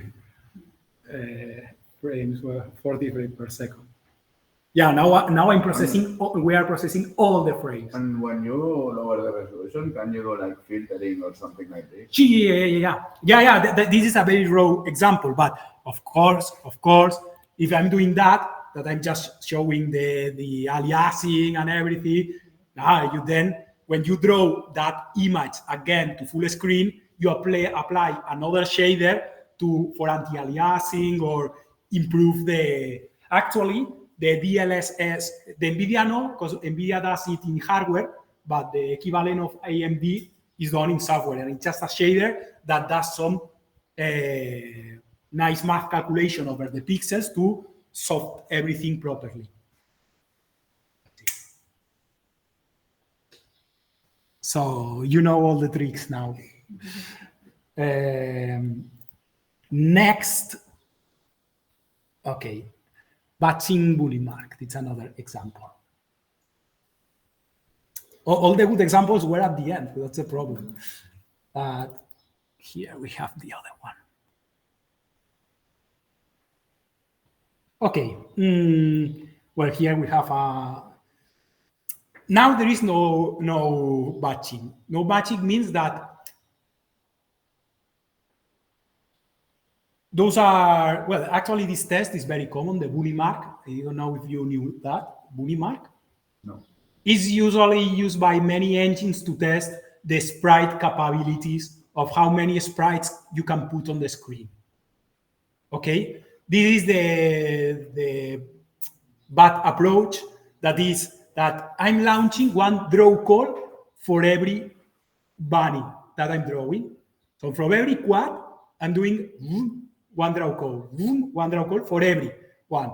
So if we start, look at that. We are only about 6,000 draw calls, and the frame rate has gone really down. What happens if we enable batch? Enable batch means we will have a single mesh that will contain all the quads, that every frame will be updated, and only a single draw will be launched. Right? And the mesh is going to be a quad also, like just a quad for all the quads. Do not think about meshes. Okay. Think about vertex buffers. I'm adding quad information into a single vertex buffer. Okay.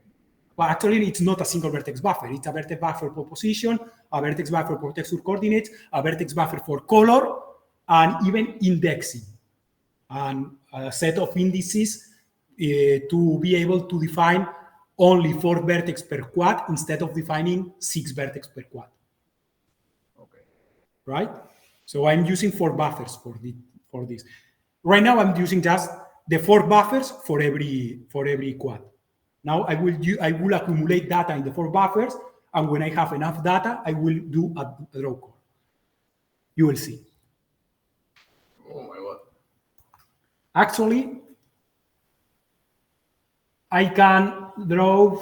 I don't know if I have a limit. I think I have. Yeah.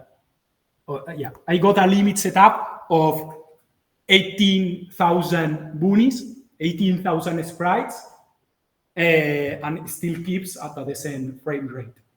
And it's batching the draw calls, and it's doing actually 10 draw calls. Before, in a second, it was doing 6,000 draw calls. Now it's only doing 10 draw calls. Why 10 and not 2? Good question. Why 10 and not 2? Very good question. Because you have to be careful on the size of the batches, because you are updating them dynamically and you are uploading to the GPU that data. And you remember that I tell you that the process to update data from RAM to VRAM was a very costly process? Actually, there is a bottleneck there. If you create 2 big batches, when you try to upload the 2 big batch of data to the GPU for the draw, it will take too long. So there is like an optimal size. There is an optimal size. Actually, I calculated that. Well, I decided one side that I thought that was optimal. Actually, I think that every batch is limited to it's 8,192 boonies, quads. Every batch contains 1,000 approximately quads.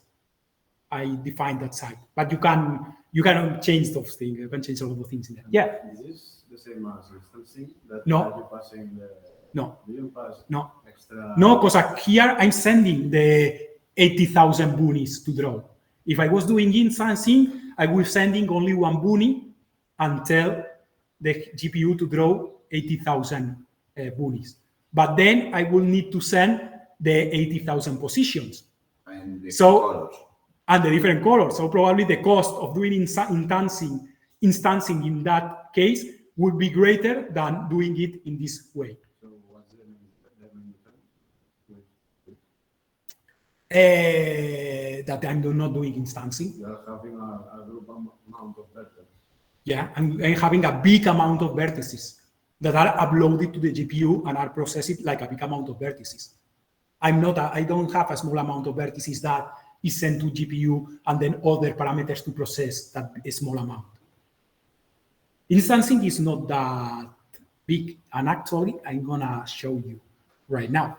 You see, that's a good example. Well, I'm not deactivating instancing right now because the computer will crash probably. So yeah, that's it. Okay, next, mesh batching. That's aligned to what you say.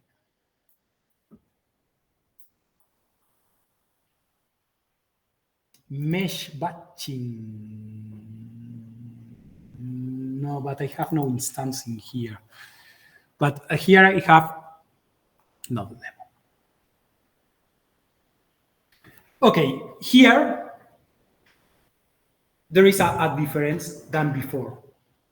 Well, here there are 1,000 cubes, okay, that are drawn and animated with different colors, okay, and it runs at at that speed. What's the difference between the previous example and this example? In the previous example, the boonies were dynamic. Vertex data for the boonies was updated every frame, and that data was sent to the GPU every frame, right? In that case, what I'm doing is I generate the 1,000 cubes, at loading, at initialization, right? I generate the 1000 cubes. I send the 1000 cubes to the GPU at initialization, and then I just draw the 1000 cubes with some transformation every frame, right?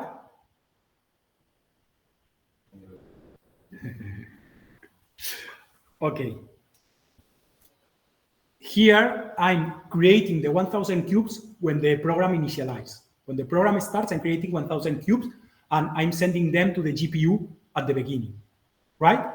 And then every frame, I'm telling, draw this cube, draw all those cubes, applying a different transformation and color to every cube. But the cubes are not uploaded every frame. The cubes are already on the GPU. Okay, so the shader changes the transform. I change the transform and I change the color. Okay. Yeah. Now those cubes are static. You see, those cubes are static. There are 1000 static cubes that are placed on the GPU and drawn with a transform. What about if we do the same process dynamic? I mean, what about if every frame I compute a transformation for 1000 cubes and I draw the 1000 cubes, but this time I batch every cube. You will see. If I enable batching, wow, it's impressive. Now you can put more cubes. Now I can put more cubes if I want, yeah. But you see the difference? So logic will tell you, okay, if it should be better to have the data on the GPU and upload the data at initialization and have the data on the GPU and just draw every frame than update the data every frame. Create and update the data every frame. That sounds kind of crazy, 1000 cubes. But actually, if we do that, obviously combined with batching, it's way more faster than just drawing the data on the GPU every frame. Yes? Okay. Okay. And I don't know. Yeah, and the last example. Mesh instancing now. Mesh instancing. Oh. Okay. Look at that. Have you seen that for a moment there was a low value and it jumped? Yeah. It's very, very, very possible that the driver did something in there. Yeah, it's possible. Okay, here we are drawing 5,000 cubes. Just drawing 5,000 cubes. Okay, they are rotating or whatever, they are moving. And we are not using instancing. What means we are using instancing? We are just every frame, we have created the cubes, we have uploaded the cubes to the GPU, and every frame we do the 5,000 draws. Yes? Yes? Yes. If now I activate instancing, look at that. What's happening? Now I'm just drawing one time the 5,000 cubes, one cube instanced 5,000 times. Okay, actually, to show the difference, in this version, I also applied lighting. The lighting is a complex math operation on the fragment shader. This version also applies lighting, that it's even more complex, to illustrate that the benefits that you get from instancing are, well, could be really great, actually. But the point with instancing is that there are only some situations where it really makes sense to use. If you only change few things between the instances. Yes, you can change parameters between instances. You can change transform, you can change color, you can change, you can change but many if you things. change too many things, then it's not optimal. Or it maybe would be better to batch. It would be better to batch. But in what situations it's very useful? Instancing. When you need to create a lot of versions based on a simple version with slight changes. For example, you probably have played the games, those games that are massive wars, Dynasty Warriors, and that, where you have thousands of characters all fighting in the game. Actually, that's perfect for instancing because you can set the animation starting point, the current animation for the same character. You can have some parameters that change several aspects of the size of the character. You can have different animations enabled. So you send all those parameters for all the models to the shader, and you draw only one model. And you see that all the models look the same, obviously, but where you can have different slightly colors, you have different slightly parameters that are used. So it's the situation where it has a sense. And look at that. Without instancing, well, with instancing, we are doing 5,000 draw calls. So actually, I'm not sure if I'm using batching, but maybe I'm not sure right now. No, I think they are done without batching. Yeah, maybe with batching it will be faster. Well, it will be faster for sure, but okay, that's it.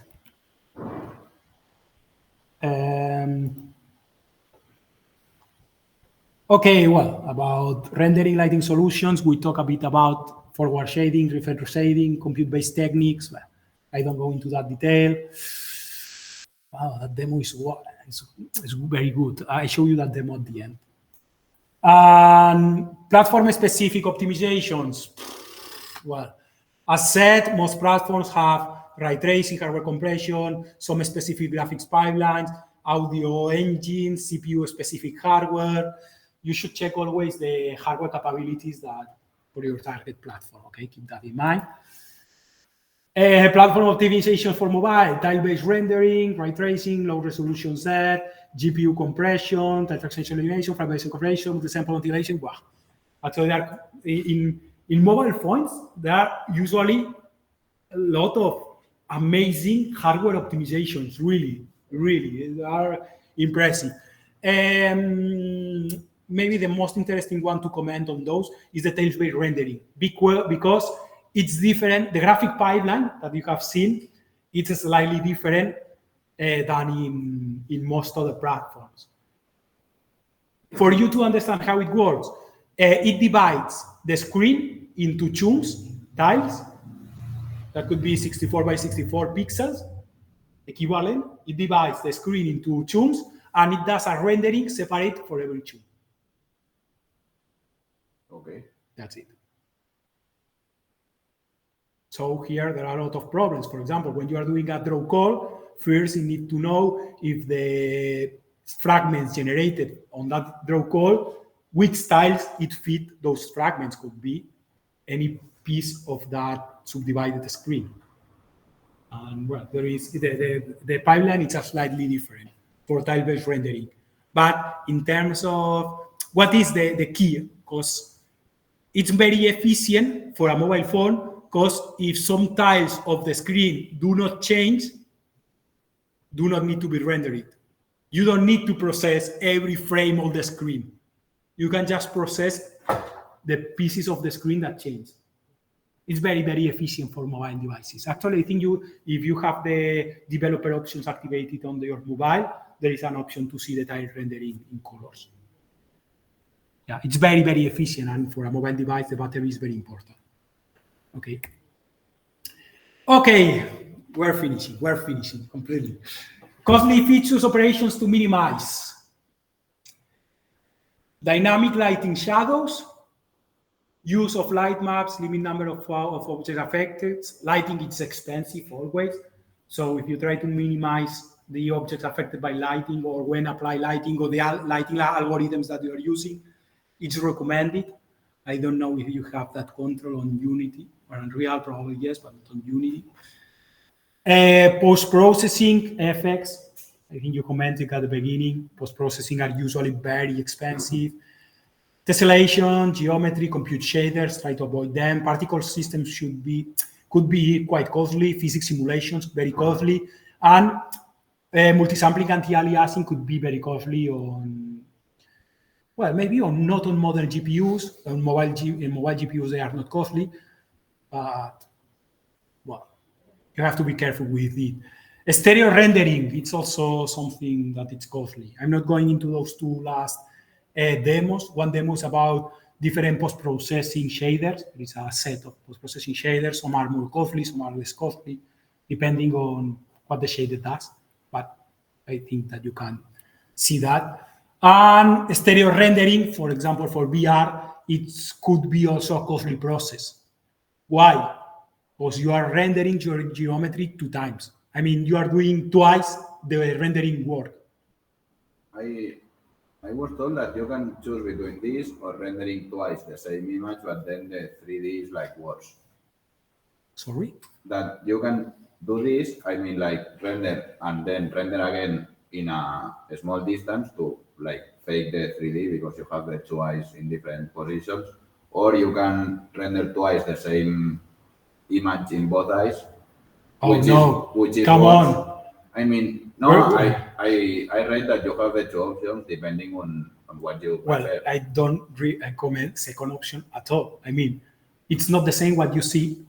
Look at that. Just look in front of you and close one eye and close the other eye. The transformation of the world is completely different. It's completely different. And you have to do the 2 renders actually. But actually, it's not that costly as you could think. Why?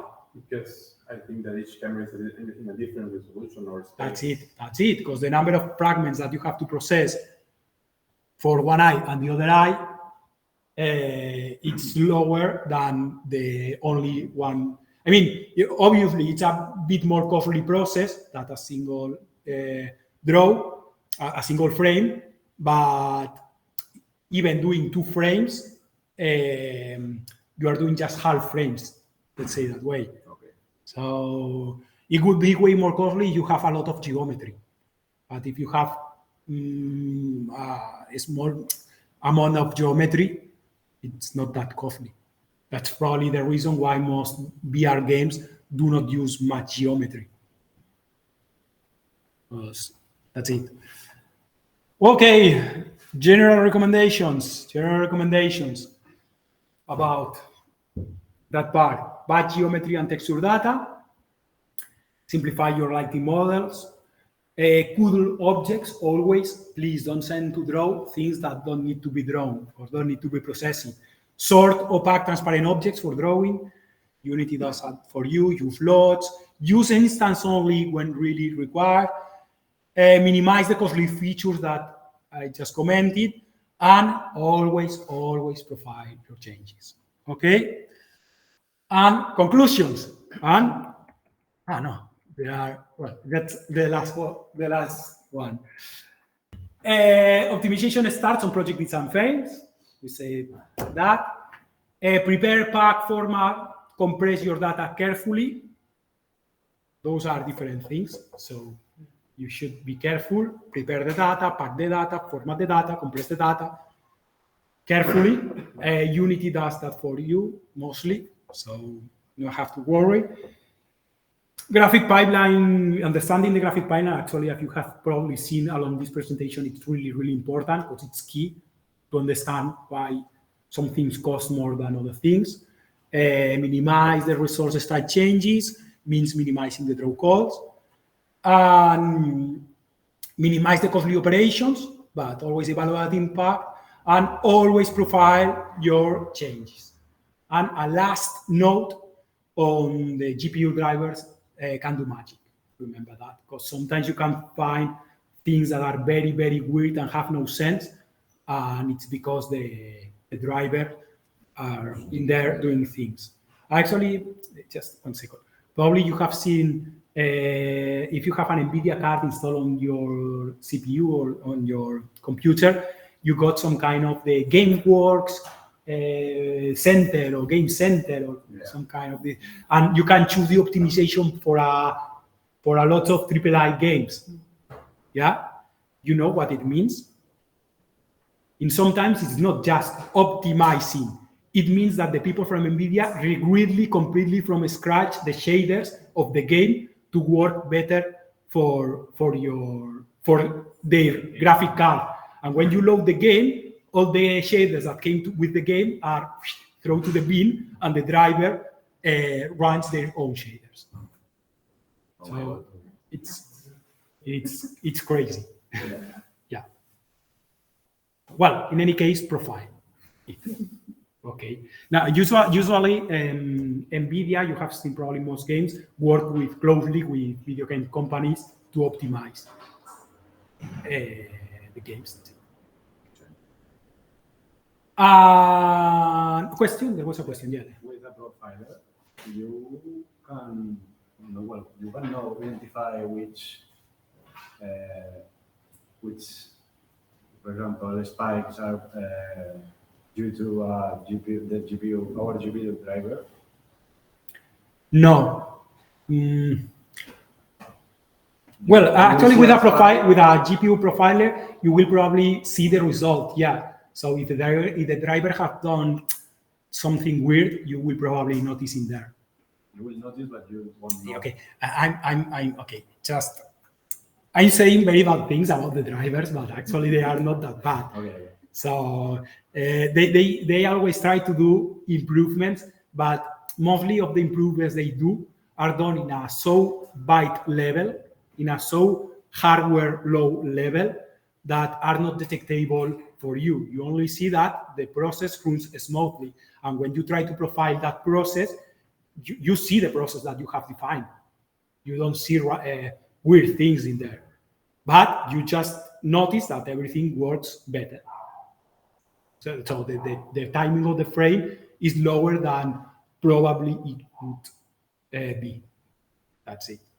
And well, just to finish, here you got a list of references that you can check. Most of the GPU vendors have a specific documentation, very, very good documentation about profiling for their graphic cards. So if you go into Intel, IRM, Power BI, Qualcomm, Apple, Android, you will have very extensive documentation, very detailed, and really, really, really nice documentation about profiling specifics. Most of the data you will find here is generic, but you also find the specifics about some hardware. So about those ones, we are gonna check one of those. Yeah, that one, because I think it's worth checking it. This is in this web you have a graphics studies compilation for many games that do what are we gonna do right now in 2 minutes. The analysis of multiple games. For example, let's go for an easy one. Deus Ex, it's an easy one. Here it's explained in detail how one frame of the game is generated. That's the frame that we are going to dissect. And here it explains for how it generates things. For example, first, it uses a technique called forward plus. First generates that, then generate that. Different draw calls, then generate the depth map, then generate that for the shadows, the size of the map generated, then the shadow map, then does here some RGB specific format improvements. Now generates an SAO first pass that, then blurs the generated frame buffer. That here combines in the RGB channels the normals, X, U, Z, and the alpha in the ambient occlusion. Then here does the lighting in a deferred pass, only for lighting with the colors of the lights. That's only lights. It will combine that data later on. Now we have the normals, SAO, the depth, the shadows, the lights, and the colors in different frame buffers, and everything is combined with a shader from back to front, front to back. You see, front to back to avoid overdraw, and then the transparent parts. Then there is some special effects. Then picks only the emissive materials to do a a blur and do the bloom. You see, boom, the bloom. Then it does a shader for anti-aliasing, and yeah, and the UI at the end. The UI always at the end, and that's the process to generate a frame. Generate the normal map, the shadow map, and the UI just take that things, color correction, whatever. That's what this game does to generate one frame. Explain. Number of draw calls? No. This step, 317. I don't know, you can check, maybe 300, 400, 4,000 draw calls. Other techniques, explain how they are done. I'm showing this one because this one is the simple one. Oh. If we go to, for example, Doom Eternal, no, that's maybe too complex. Let's go to the Doom 2016. The techniques used here are how a frame is rendered. Techniques used here. Yeah, hey, what happens? Oh, it's loading. Okay. How this frame is rendered? Well, hey, it's loading. It's too complex. It's too complex, actually. Yeah. Oh, no, it's loading. It does a mega texture. It has a mega texture on memory to store all the textures and to update the textures by streaming when required. Well, it does the same for shadows and other kind of maps.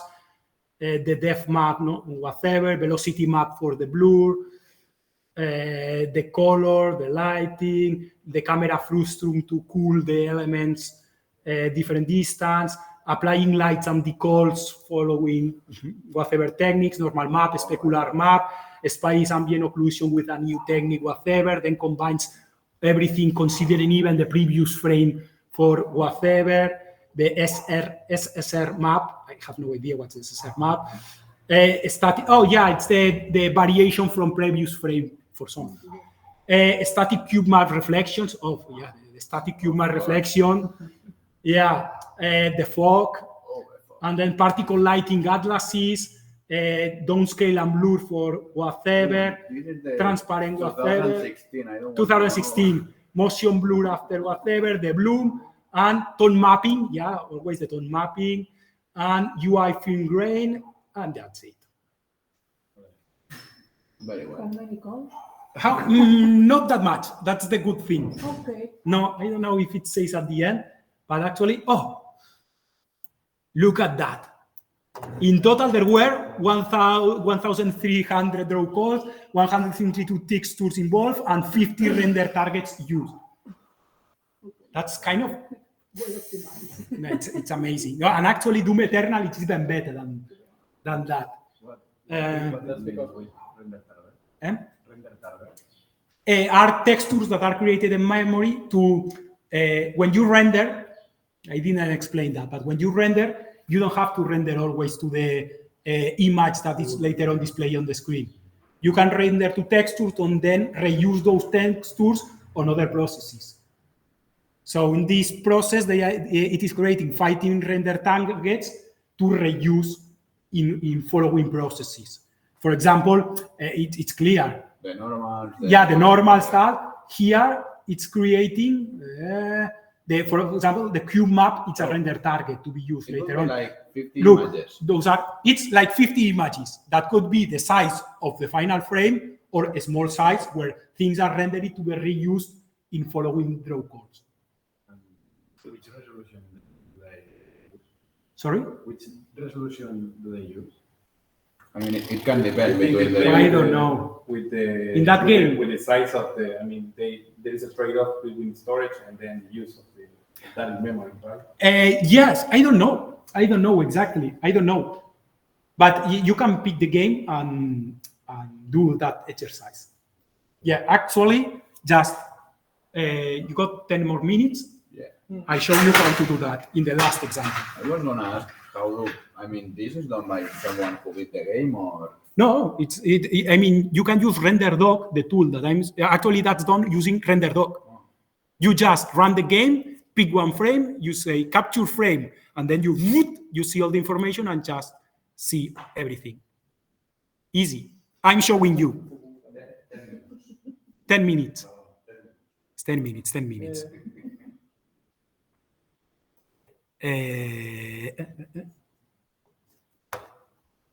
Okay, demos.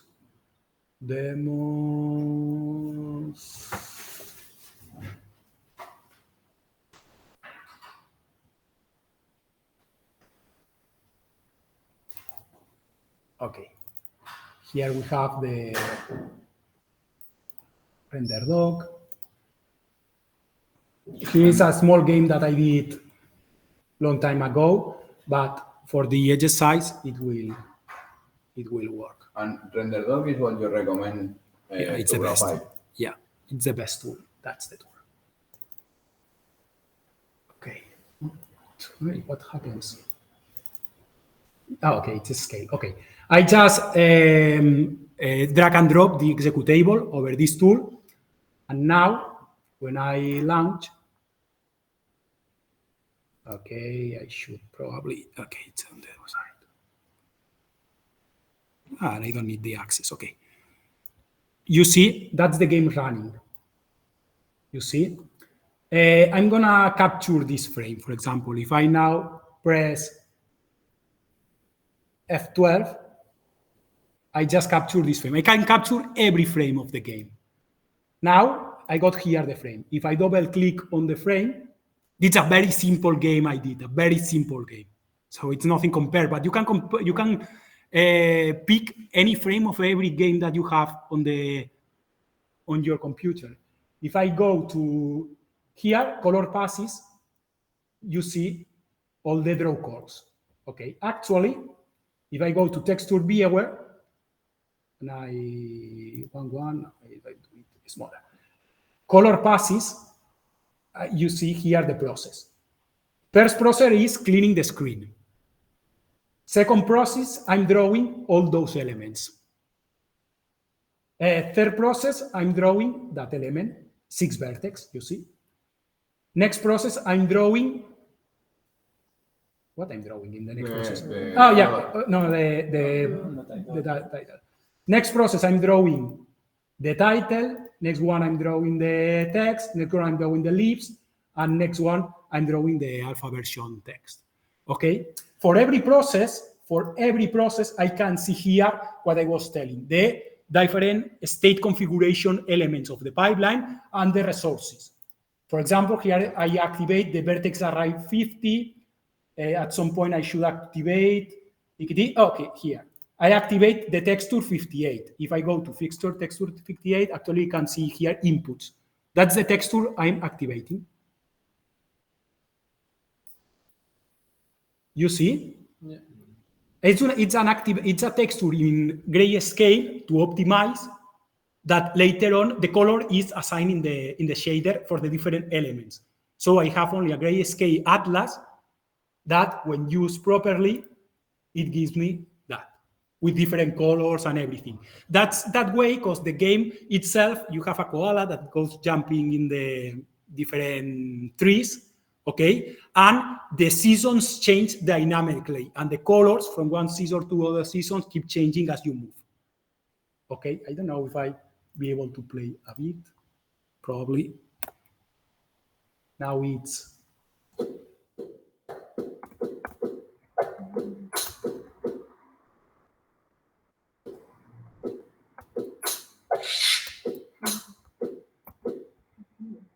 let's see if I change from now. You see that change? Oh, winter is coming. And then let's see. You see here, I fall down. Every season has some.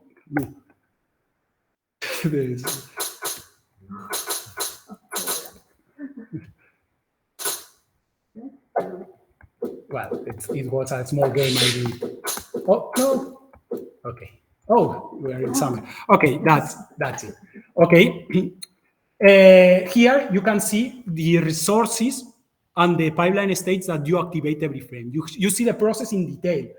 Here you see all the draw. Here you see the draw calls. You see? Does it say how long it takes for each draw call? Yes. It takes. Look at that. I don't know if that's time. No, that's no. Probably it does not take. It does not say the time. Only the processes that you are doing, or activating and deactivating the resources. Okay. See, for example, you can, but you can not only see that, you can check everything. For example, for that draw call, look at that. Here we are checking all the mesh that is processed in that draw call. You see? And actually you can check the different pixels, the different vertex. You see? You see all the information about the mesh. You can save the mesh. Actually, with that, you can rip all the texture and all the models of any video game that you have on your computer.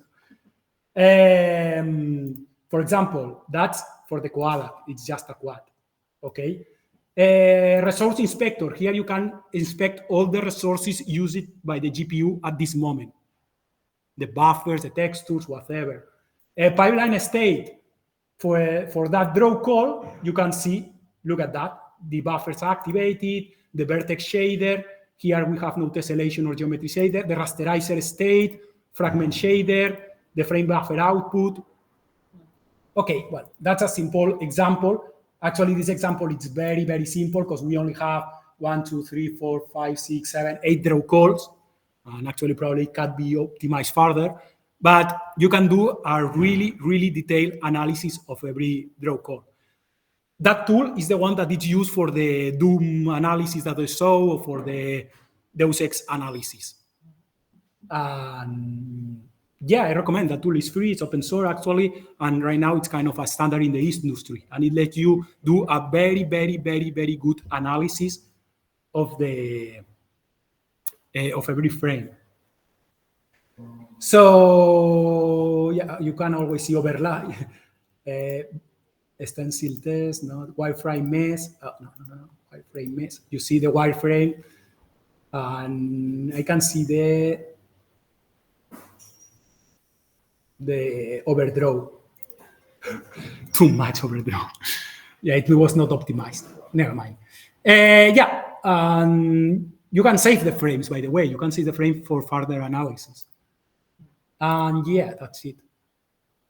So, yeah. Just.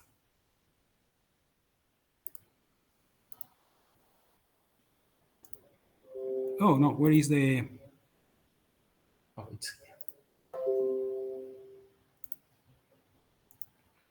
So that's it. That's the end of the workshop. Thanks for listening. Happy optimization. And if you need anything, I'm Ramon Santamaria. You can find me on Twitter, Rysan5.